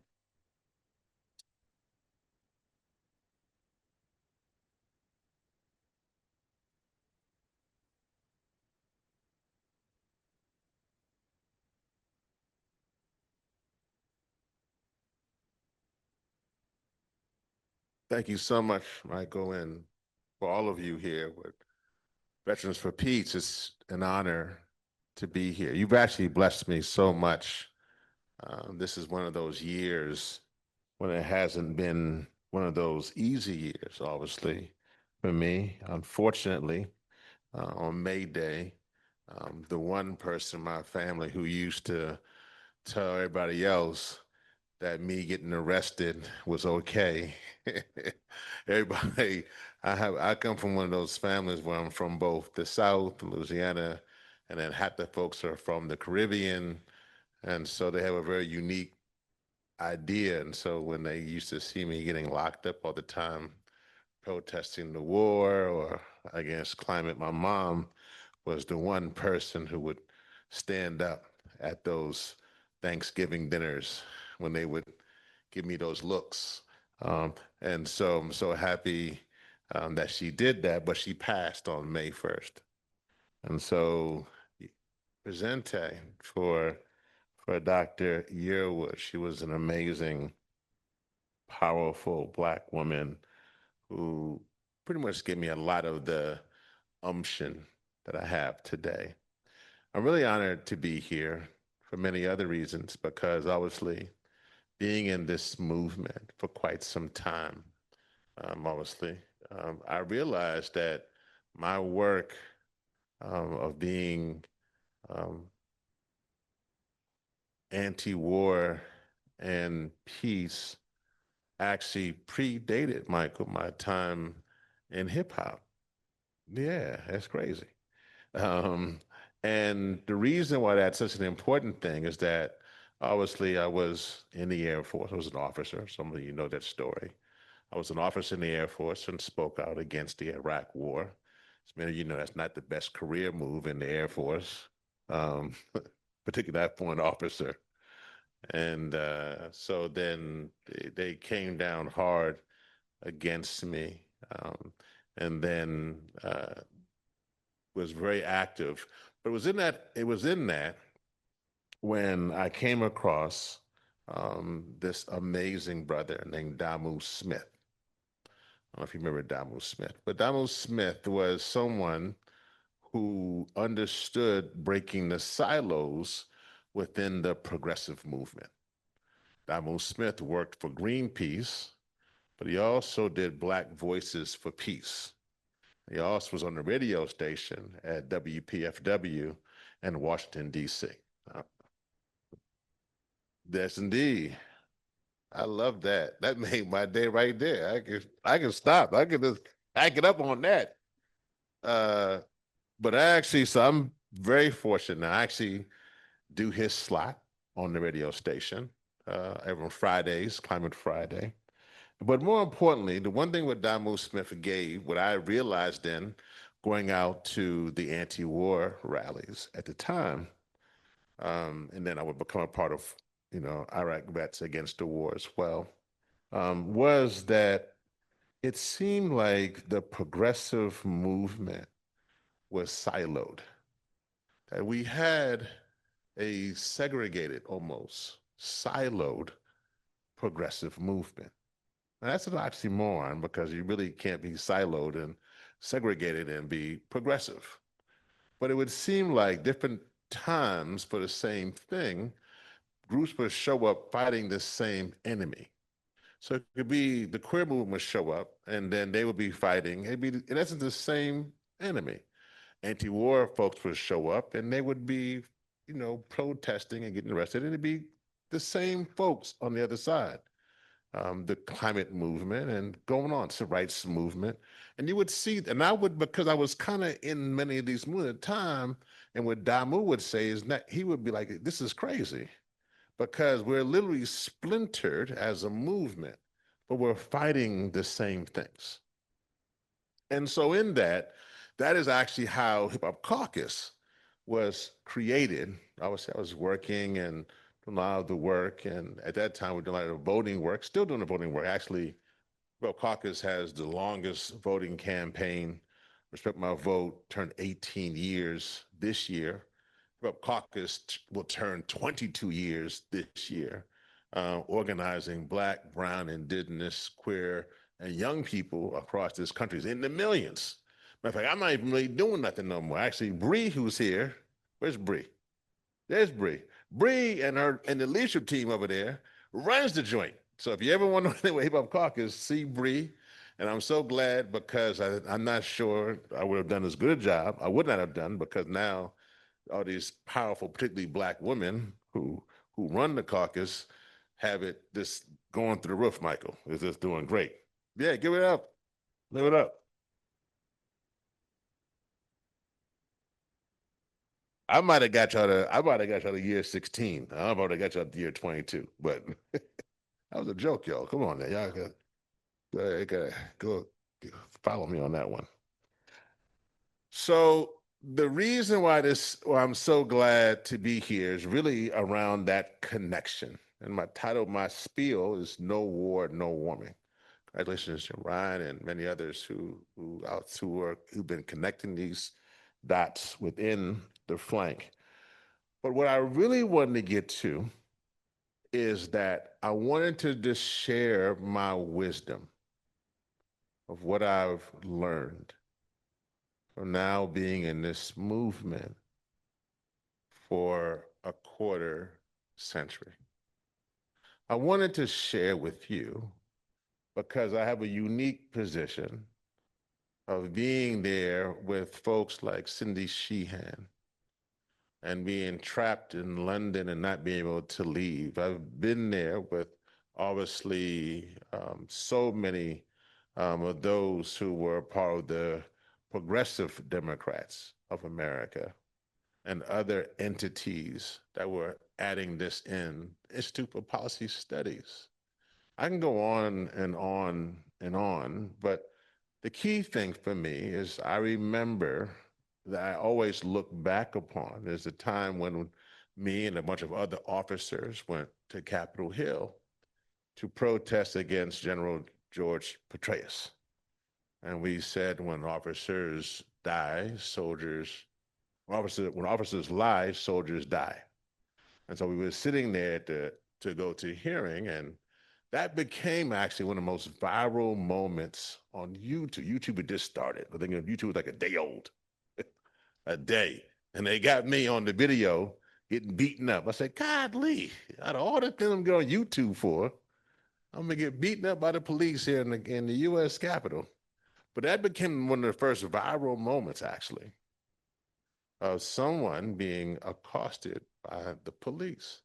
But more importantly, the moment that really blessed me in that moment, that still to this day received millions of views and is around, still on YouTube. What really got me was the moment when I hit the floor and I was there on the ground and the police literally bent my leg backward and broke it. And I remember laying on that ground with my leg broken and literally hearing my leg break. I remember at that moment, I felt alone for, I think, about 2 seconds. And then all of the peace activists erupted. And I was like, man, if you ever want to raise hell, get some peace activists. Because they went through the roof. And all I heard on the ground was, arrest Bush, not Rev. Arrest Bush, not Rev. Arrest Bush, not Rev. That's all I heard. I couldn't see anything. But I began to see people just getting dragged out of there. It was like everybody. People was in wheelchairs getting dragged out of there. I was like, they was going off. And I remember how much that felt empowering. And there are moments today when I still think about arrest Bush, not Rev. Arrest Bush, not Rev. I think about that moment because it's a moment that even when we're on the ground and we're at the lowest, when we can hear our brothers and sisters and non-binary cousins yelling out for freedom and justice, no matter what, there's something about that. Yeah. 100%. Man, you remember that? Remember that day? That's also one of the officers who's that's oh man. Yeah, oh man, that's the crew they dragged out. They still here. And then remember when I hit the ground, they went. I tell you, it was you want to raise some hell, get peace officers mad. They'll get you going.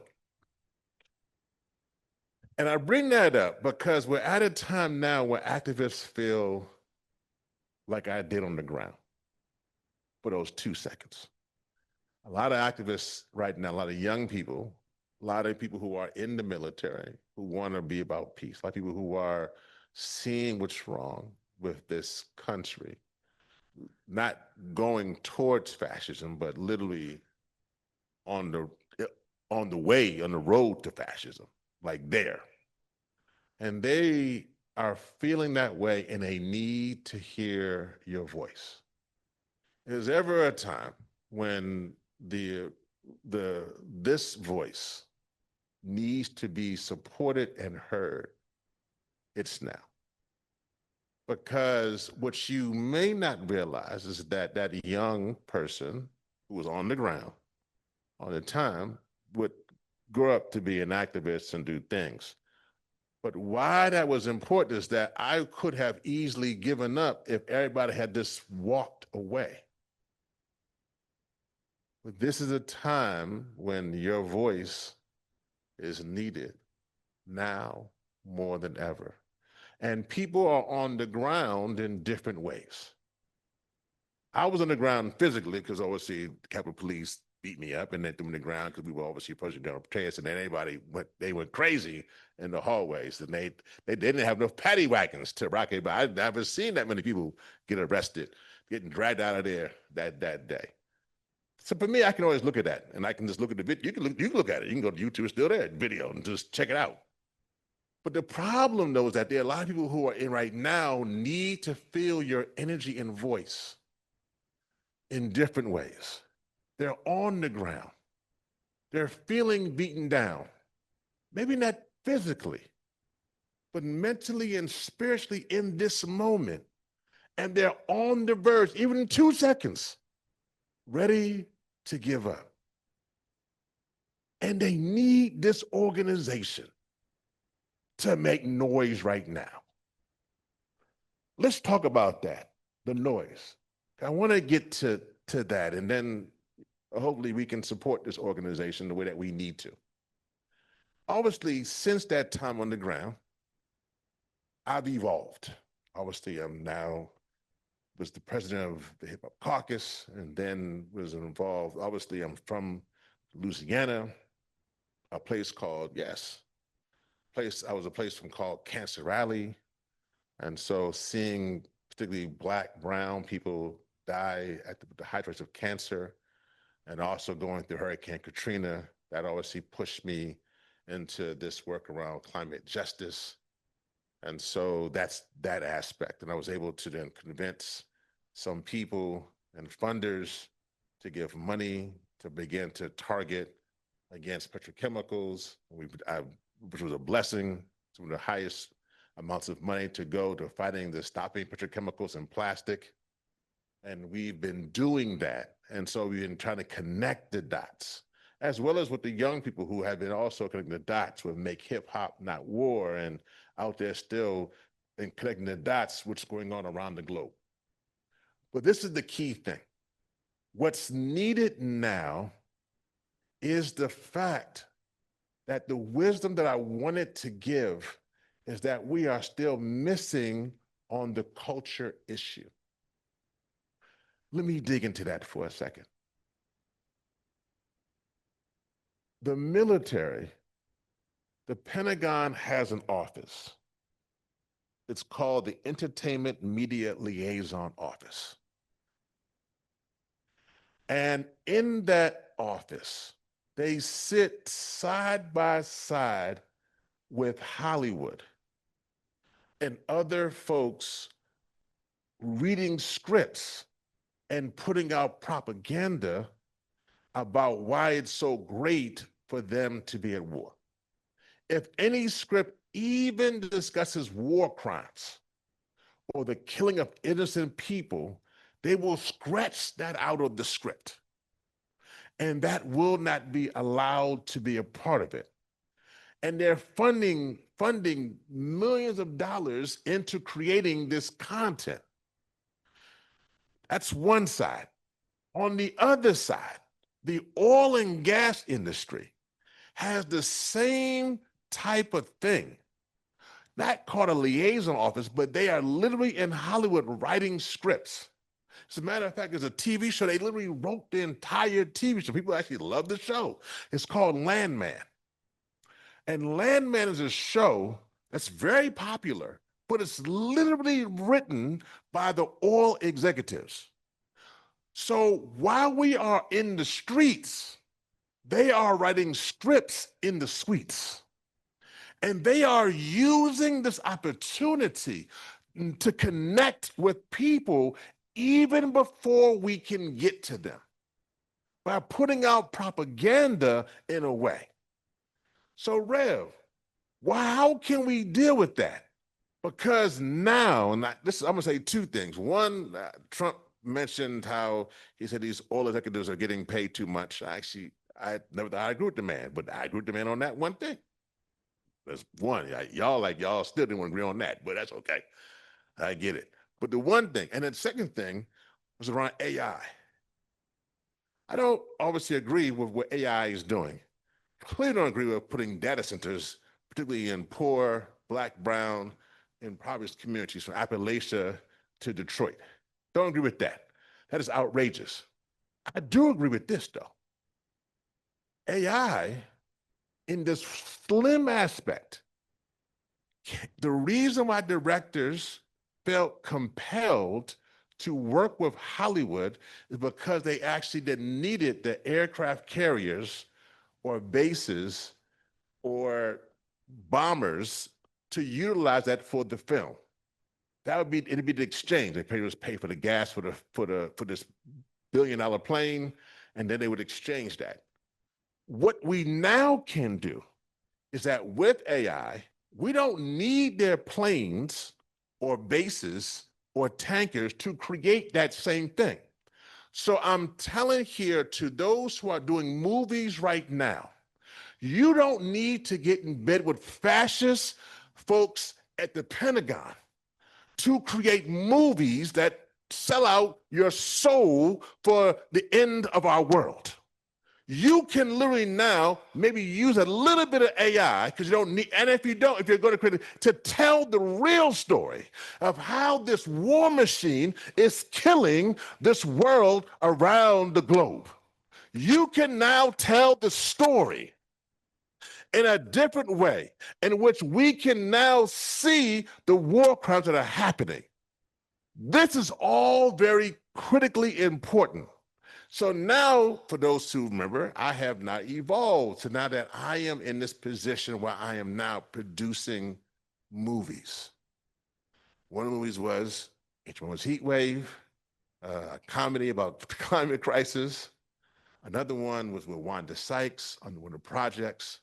Another one that's coming out that will be out next year. That's called The Statement with Paul Rudd, who's Ant-Man and John Turturro and Paul Giamatti.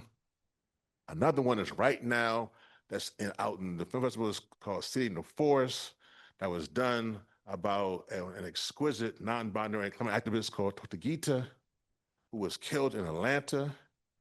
Another one is called #WhiteBlack, which examines looking at all of those who were killed from George Floyd and others who were killed, but then how the machine used their lives to benefit Facebook and other things and other entities. Those are films that are out there right now that are being produced, that are being worked on, and there's so many more. I know there are so many more documentaries and films that we must create to tell our story of peace. We now cannot allow, it broke my heart to hear how many of us are now crossing over to Jordan. But at the same time, how many of them are we losing those phenomenal stories that are very unique and need to be told? how many stories now, this is very important. What we do as progressives is that we tell the story as though we're all Gandhi. Or we tell the story like we're all, like we can't be imperfect. And I wanted to make sure you take anything else from this conversation about how we connect the dots and break the silos, how we use culture to tell our stories, how we can now be innovative now. But also, we don't need to tell stories where we're perfect. Gandhi 100% wasn't perfect, but they ain't telling that story sometimes. But the story actually that work is that I was talking to some folks at Netflix, and they were saying how one of the worst documentaries that they had that did terrible was actually the documentary about Greta Thunberg. And I was like, why did the Greta Thunberg? I like Greta. I'm not against Greta. Why did Greta Thunberg? And they said people, when they asked in the focus groups, why did Greta Thunberg documentary do bad? Because everybody thought that she was portraying her as perfect. Another documentary about a science in Germany that was through the roof. And she was a scientist trying to solve the climate crisis in Germany, but she was also a drug addict. And for some reason, when people can see us being honest with our lives, then somehow that connects the dots. And so I'm saying this to you, is that as we have for too long not allowed for people to see that our stories aren't perfect, that we have hard times. We deal sometimes with substance abuse. We deal with a lot of different issues. We have divorce. We deal with other problems. We have kids. I know y'all, we have kids who are not the easiest to deal with. We have other issues, financial, spiritual. What I'm saying is that when we tell our story, we need to tell our story so that even the next generation can understand that it ain't easy to be a veteran for peace, but it's so important to be a veteran for peace. Let me conclude with this.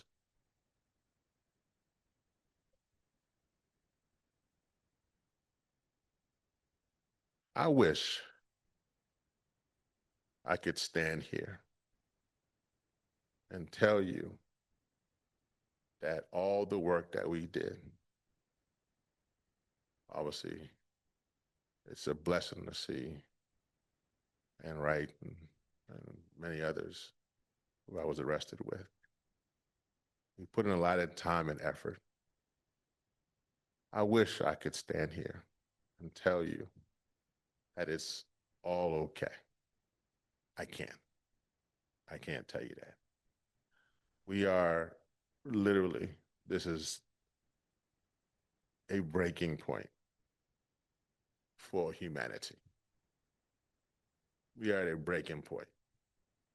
We clearly have people who are suicidal and they want to destroy this planet before anyone else can get their hands on it. It's different. It's a different situation when you can kind of negotiate with somebody you think is kind of sane than when you're dealing with someone who is totally insane. And so we're in a situation here where it's very dangerous.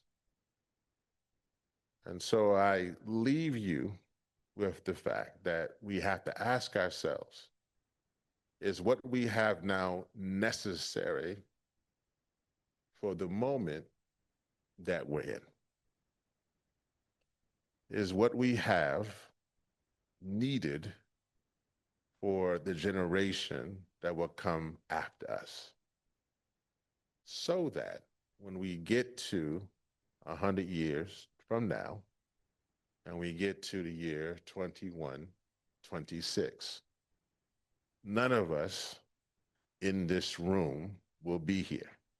It'll be presente for all of us. Unless you find some really good drugs, then, there you go.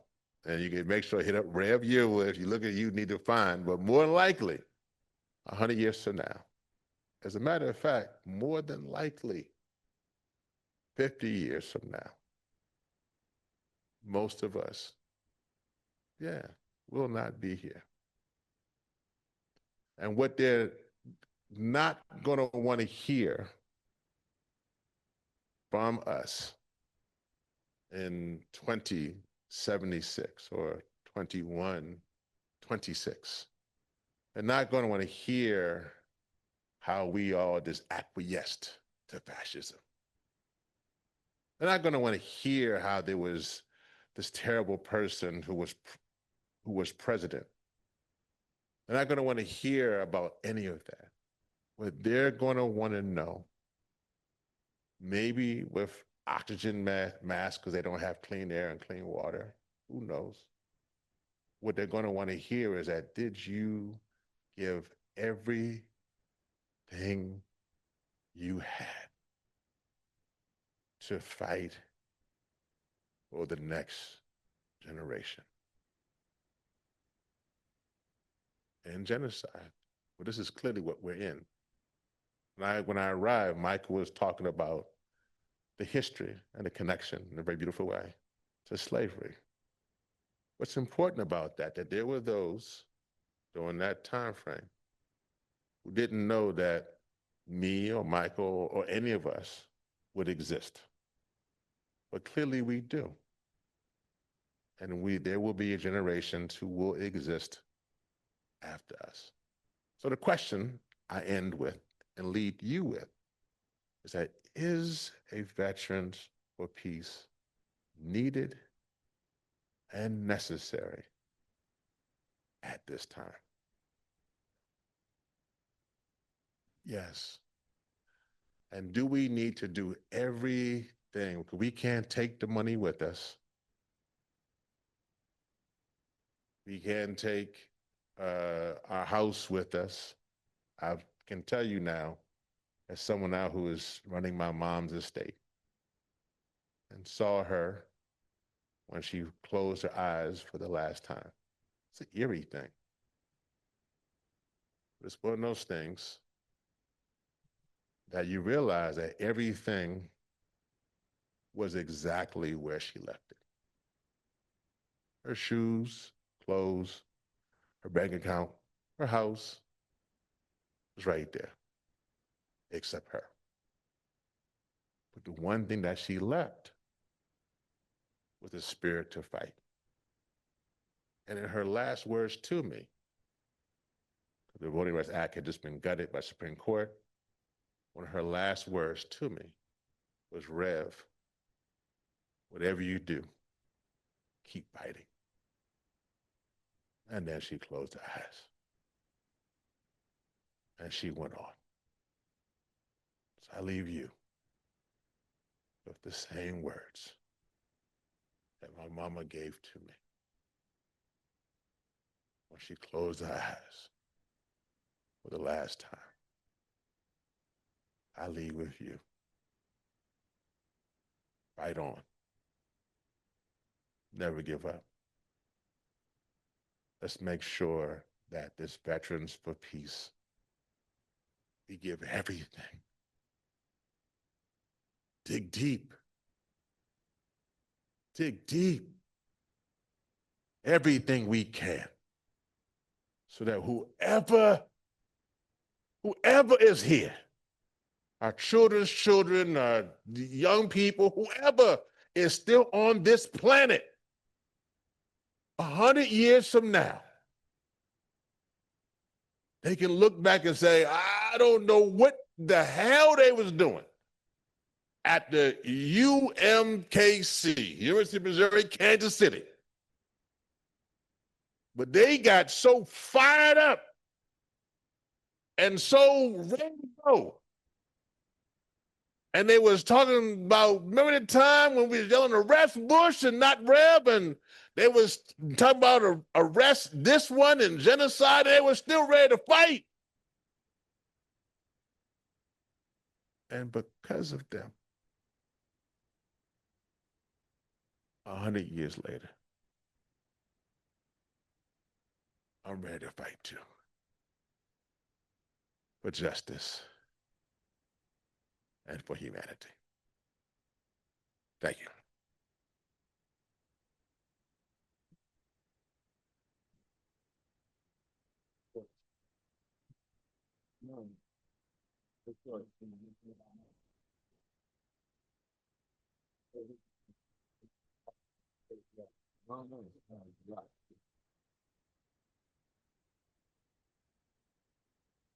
Thank you, Reverend.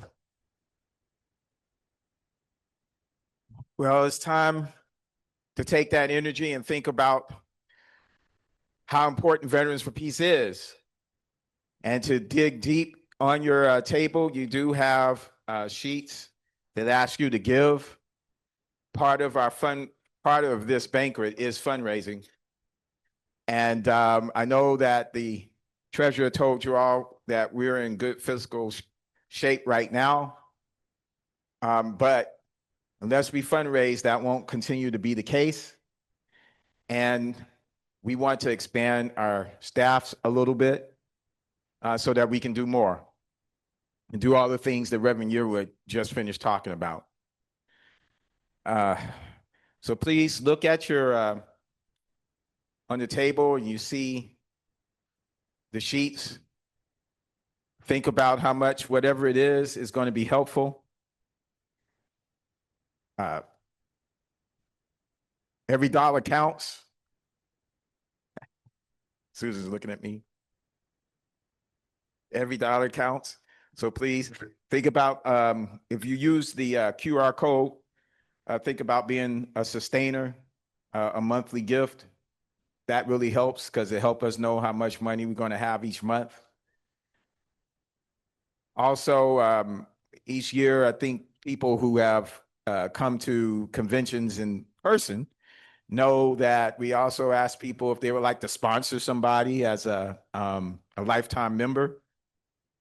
And so we've had people sponsor someone that might not be able to pay lifetime membership themselves, but you have the ability to do so. So you sponsor them as a lifetime member.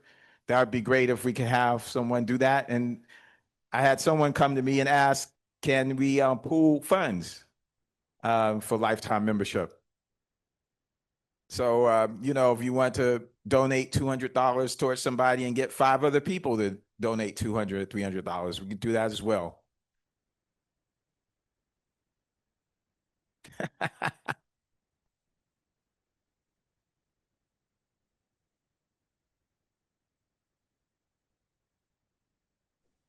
Okay. That's great. Can y'all hear me online? Yes, we can. Hello. Yes. Can y'all hear me? Yes. Hey, everyone, they're getting in there to do a little bit of fundraising, and they want to engage with all of you online too. They're asking if you want to sponsor or sponsor a veteran, a lifetime membership, or match. So I want to encourage everybody to consider that. Does anybody want to throw out a matching gift? Thank you. Just who's gonna sponsor lifetime membership? Somebody. Who wants to join for a lifetime? Anyone online want to do it? Here. Thomas. Thomas? Yes. All right, I'll let him know. A lot. Thomas from where? Where am I? But 2 lifetime memberships to How chat, many people we got here? but 2 very active Here I am. members who are associate members named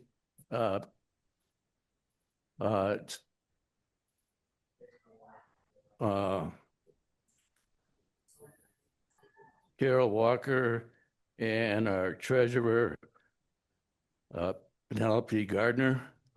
I'll give them both lifetime memberships. Did you hear that? I think Penny is already a lifetime member, but yeah, that'd be a good idea. Let's do Penny. Ann Wright. I would like to sponsor a lifetime membership for Joy. She's got that the second? She's got one. She's got one. For Sydney. Sydney, you got it. Sydney's got a like. Thank you. All right. Thank you so much. Terrific. Is there? Thank you. And who else would like to sponsor a veteran for a lifetime membership? Oh, come on, folks. Okay, I'm going You want a line? We have Yes. anybody online? I'm trying to find out. All right. All right. Go ahead. Anyone online want to step up to the plate here and sponsor somebody for a lifetime member or become a lifetime member yourself? Okay, who's going to sponsor another lifetime member? Oh, and you're going to sponsor somebody else. Okay. I would like to sponsor a lifetime membership for the woman who has spent more time in federal prison for saying no to war, Dr. Yolanda Hewitt Vaughn from Kansas City. Stand up so they can see you. This woman, 20, 30 years ago, said, no, I'm not going to Desert Storm. As a medical doctor, she said, no, I'm not going to do that. And she ended up spending 8 months in Leavenworth for that. Wow. Yay. I did not say I would not go to Desert Storm. What I said is I will not support a military war by deadline. I will treat patients of all kinds, military as well as civilians, but I will not support the military endeavor here, which was, I guess, the same to them as not doing it. Yeah, and she spent 8 months in prison for saying that. So lifetime for her. Yeah. Yeah. Okay, is there another volunteer to sponsor a lifetime member? Yeah. Another lifetime member? Oh, Denny Riley, who are you going to sponsor? You sure did, honey. Who are you sponsoring? I don't have any idea. Someone who wants to be in VIP and is not. Oh, Bryson. Oh, yeah, sure. Okay, Bryson Ripple, you just got sponsored by Denny Riley. All right. So after you fill out the donation form, leave it on the table and raise your hand, and we'll have some people pick it up. Wait. We got more lifetime memberships. I know. Yeah, we're going to feel the continue. I'm crowd. just letting people know that we're going to. I want you to continue. We have more lifetime memberships. There's somebody else you go. to sponsor Thank a you. lifetime member. Yeah. Okay, somebody else to sponsor a lifetime member. I don't have a Are you here? lifetime membership. I don't have a lifetime membership here, but $100 match. We We have got $100 match online. Justin says. Right. Greg, get that. Make sure you get that down, Greg. Right. I hope somebody. Aria. Is there another person to sponsor another lifetime member? I know there has to be. Somebody. Right? Or somebody to give us some money. We don't care. There's forms on the table. Could you all fill out the forms? I only have 2 forms here. Some more forms? Oh, come on, folks. How many tables Yes. do we have? All right. Everybody. Yes. Mike Marceau. Trevor, I don't know. Trevor. Oh, I don't know. That's a thank you.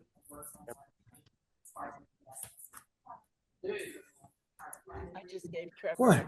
Okay. Watching on YouTube? All right. Well, yes, he does. I'm on a Zoom. I'm with the Zoom people. Oh, I'm a you're Zoomer. helping the Zoom I'm a people. robot.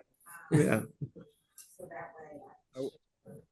I'm Michael Marceau from the VFP in the DC area. I would like to sponsor a lifetime membership for anyone in the Kansas City host chapter who needs one, because we have had a great time this week. Thank you. Thank you. That's Mike. great. Oh, here you go. Jenna. Jenna. Yes. So can you Yeah. write down your name, put the lifetime member? We have another match online. All right. There's one more online, Michael. Oh, okay. You got Nancy River. 100. Yep. Threw in 100 match. Thank you, Nancy. All right. That's Who wants to sponsor a lifetime? who's that? Lola Moonfrog out in New Mexico. All right, Lola. Thank you. You got it. Who's it for? Okay, who's it for? I already nominated them. Well, we will find somebody. Yeah, for we Lola. have plenty of worthy recipients. Yes, we do. That's great. Thanks. Thank you. Thank you. You got it. Yes, Ray. Yeah.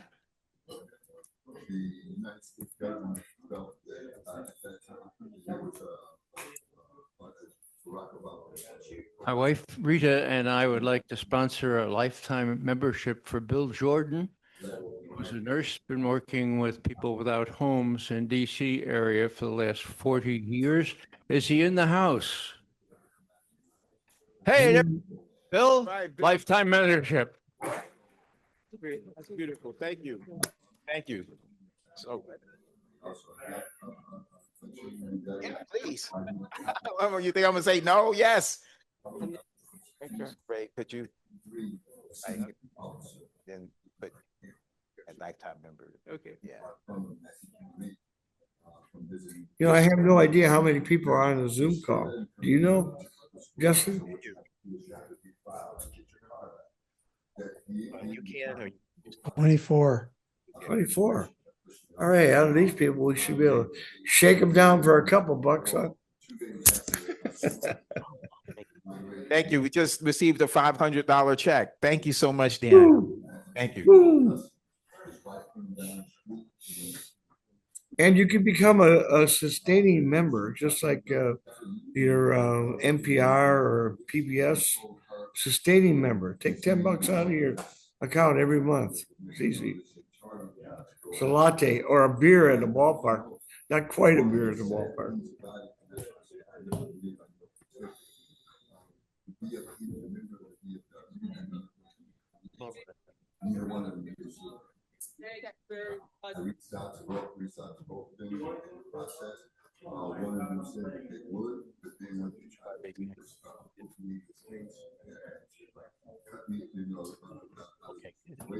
I have no idea what's going on. If you made a donation, you can go ahead and raise your hand with the and you still have your donation sheet because we're going to start picking them up. Okay, I was just reminded chapters. New York City chapter will donate $500. What's another chapter going to donate? I know New Jersey is here. What other chapter?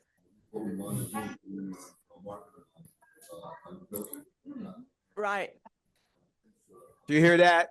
Someone said Minneapolis is always a big show off, so go ahead and 500 from New York City and the other chapter. 500 from New York City. Yes, sir.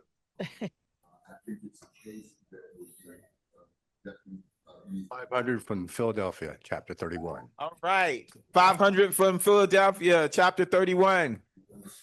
That's great. Thank you. Thank you. My co-founder of our organization is Captain Kenya. He was just here on a student visa. Yeah. He's back now. I'm a single father. These are the stories that you don't hear about. Okay, going once. Anybody else donating? Oh, we have some donations over here. Yes. Yes. Lifetime membership for Georgia Conroy. Thank you. Right. Thank you. Thank you so much. As you can see, on the midnight of flight,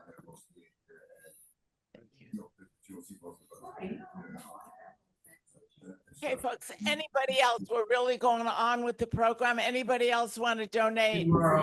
Veterans for Peace. I appreciate it. Thank you so much. Leslie. I'm sorry, what did you? Okay, great. We got 100% table over here. The two people at this table both are donating. We're challenging other 100% tables. We just got the donation to the billboard campaign for $1,000 for the billboard campaign. Okay, for a specific campaign to continue the billboard campaign. Thank you, Leslie. $3,000 for the billboard campaign. Leslie Harris? 3,000. Wow. Billboard campaign. Thank you, Leslie. Yes. Thank you. Thanks. Anybody else? Just write billboard campaign on there too. Yeah. Anybody from online? Yeah, we have Lola Moonfrog wants to sponsor a lifetime membership. Okay. Okay. Okay. I feel like we're losing folks. Yeah. You know what? I think I don't know. anybody else to donate? Where is Michael? Otherwise, we will continue with the program. Sorry, I need to find.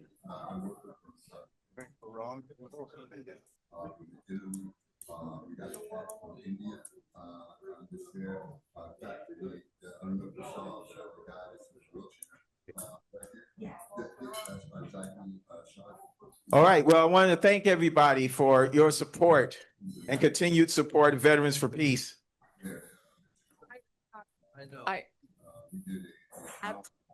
Sorry. Before Mitch Walking's, right, Yeah. yes, starts, I'd like to introduce him.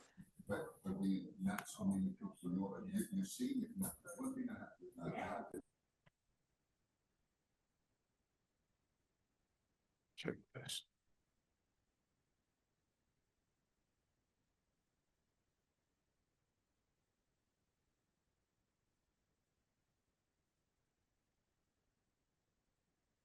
Okay, folks, we're going to stop with the fundraising and start with some music, really important music.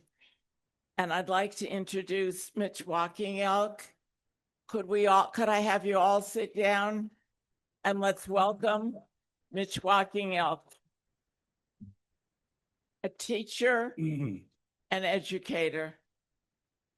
And I understand you play all kinds of music, and tells stories and teaches very much the stories through his music and songs.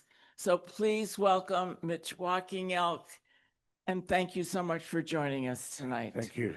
Hello. So, just wanna say, wow, you guys, I'm impressed. I'm really impressed with you and your organization and the speakers tonight. I was supposed to speak, but that's going to be minimal. I'm going to speak with this. And inspired tonight because that gentleman right there who read James Baldwin's letter earlier today. In the 1980s, I had a gig in Minneapolis at the place called the Sabathani Center, and Angela Davis was on the bill. And when I got done, she came over and complimented me. And after that concert, I wrote this song, and she had written a book called If They Come in the Morning. And I asked her, I wrote a song, I went into the studio, recorded it with a band. And I wrote her a letter and asked her if she would mind if I used the title to her song, to her book, as a title to my song. And she wrote me back, and she said that when she was on trial for murder, that she got a letter from James Baldwin, which he read today. And she said that he told her, or that she told me, that if you want to If you want to do it, go for it. So I wrote a song, titled it, If They Come in the Morning.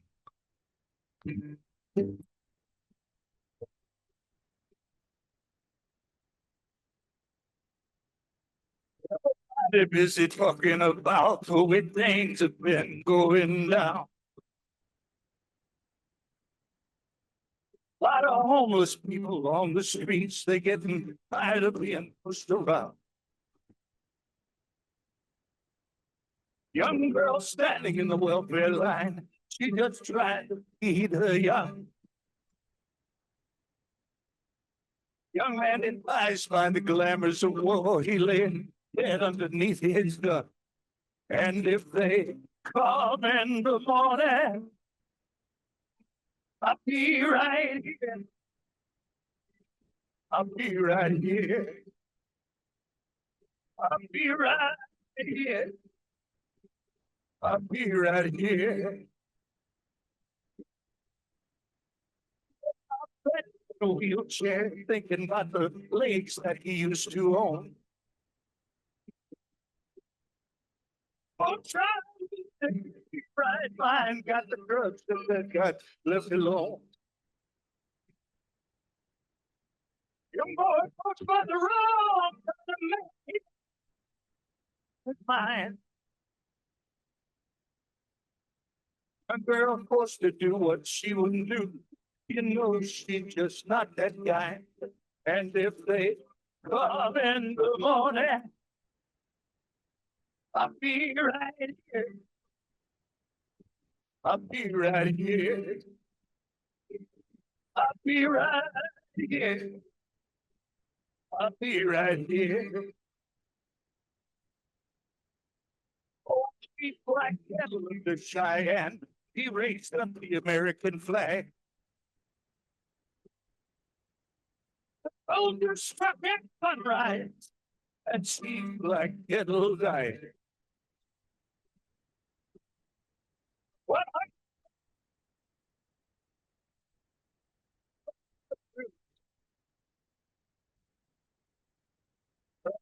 TPs and kill all the ponies, and of course turn them loose. And if they come in the morning, I'll be right here. I'll be right here. I'll be right here. Yeah. I'll be right here. Don't put no chemicals in my water. You know I gotta drink that stuff.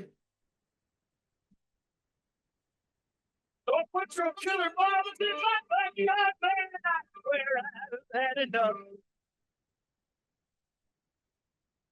Don't sleep, cinnamon from your girl apple stand. And don't dig up my uranium, cause you dirtying up my land. And if you come in the morning, I'll be right here. I'll be right here. I'll be right here. I'll be right here. I'll be right here. I ain't going nowhere. I'll be right here. I'll be right here. I'll be right here. I'll be right here. I'll be right here.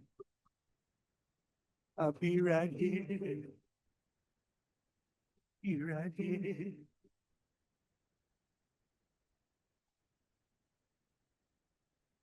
Thank you.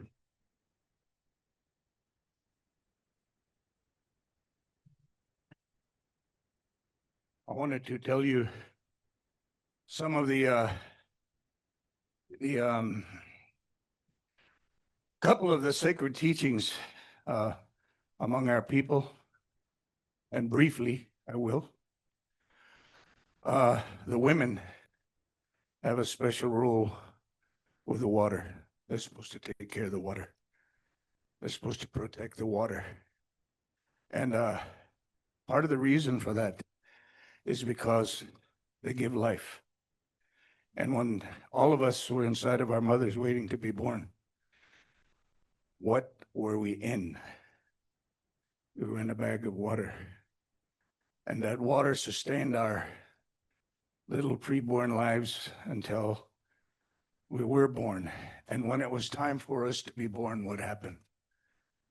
The water cleared the way for us to be born. And so, the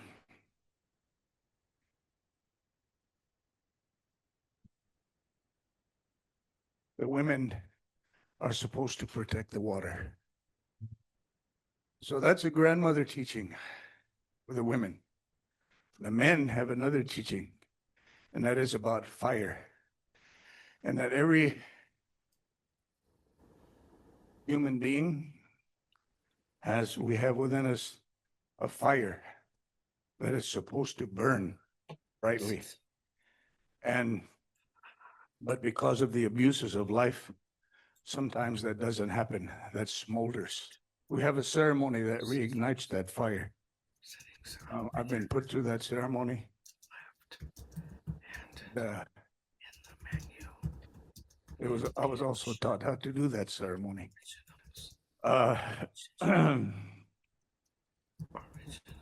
If you take a sack of wet leaves and you throw it on a fire, what happens? The obvious. If it don't put it out, it'll make it smolder. But if you take more fire and wind and you put it with those smoldering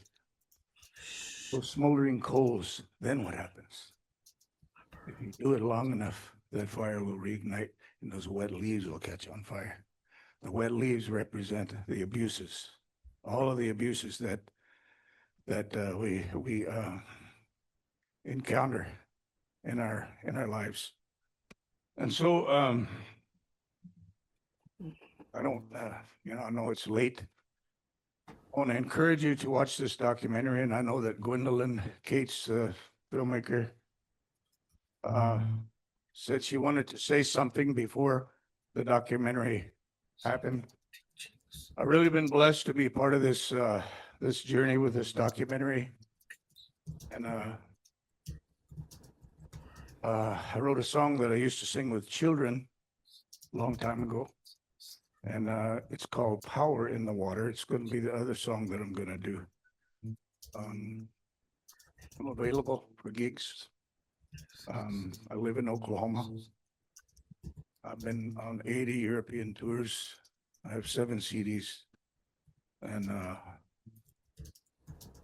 know I look like I'm 29, but I'm 75. And being that age, I'm wondering how much longer I can do this, but I want to say that water, we're going to learn, and we are learning the power of water. In all of our ceremonies, the water is there. Whether it is there or whether it is not, it is still honored, revered, and sacred. And along with the women protecting and taking care of the water, I haven't always done it to the level it should have been done, but the men are to take care of the women. So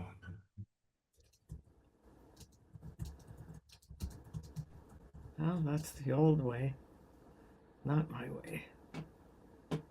Oh my God. Oh my God.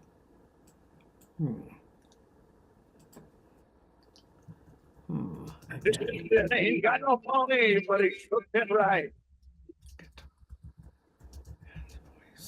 He's been running all day long, looking for a place to hide. Someone said some people coming at the okay night. Hurry and put somebody somewhere else to take your life. Whoa.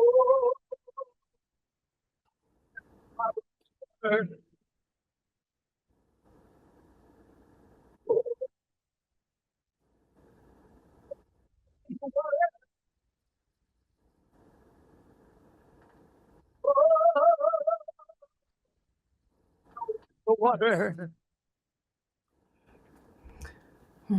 Oh, there's power in the water.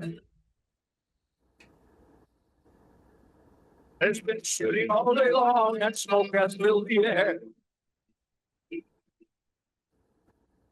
I can hear somebody crying somewhere over there.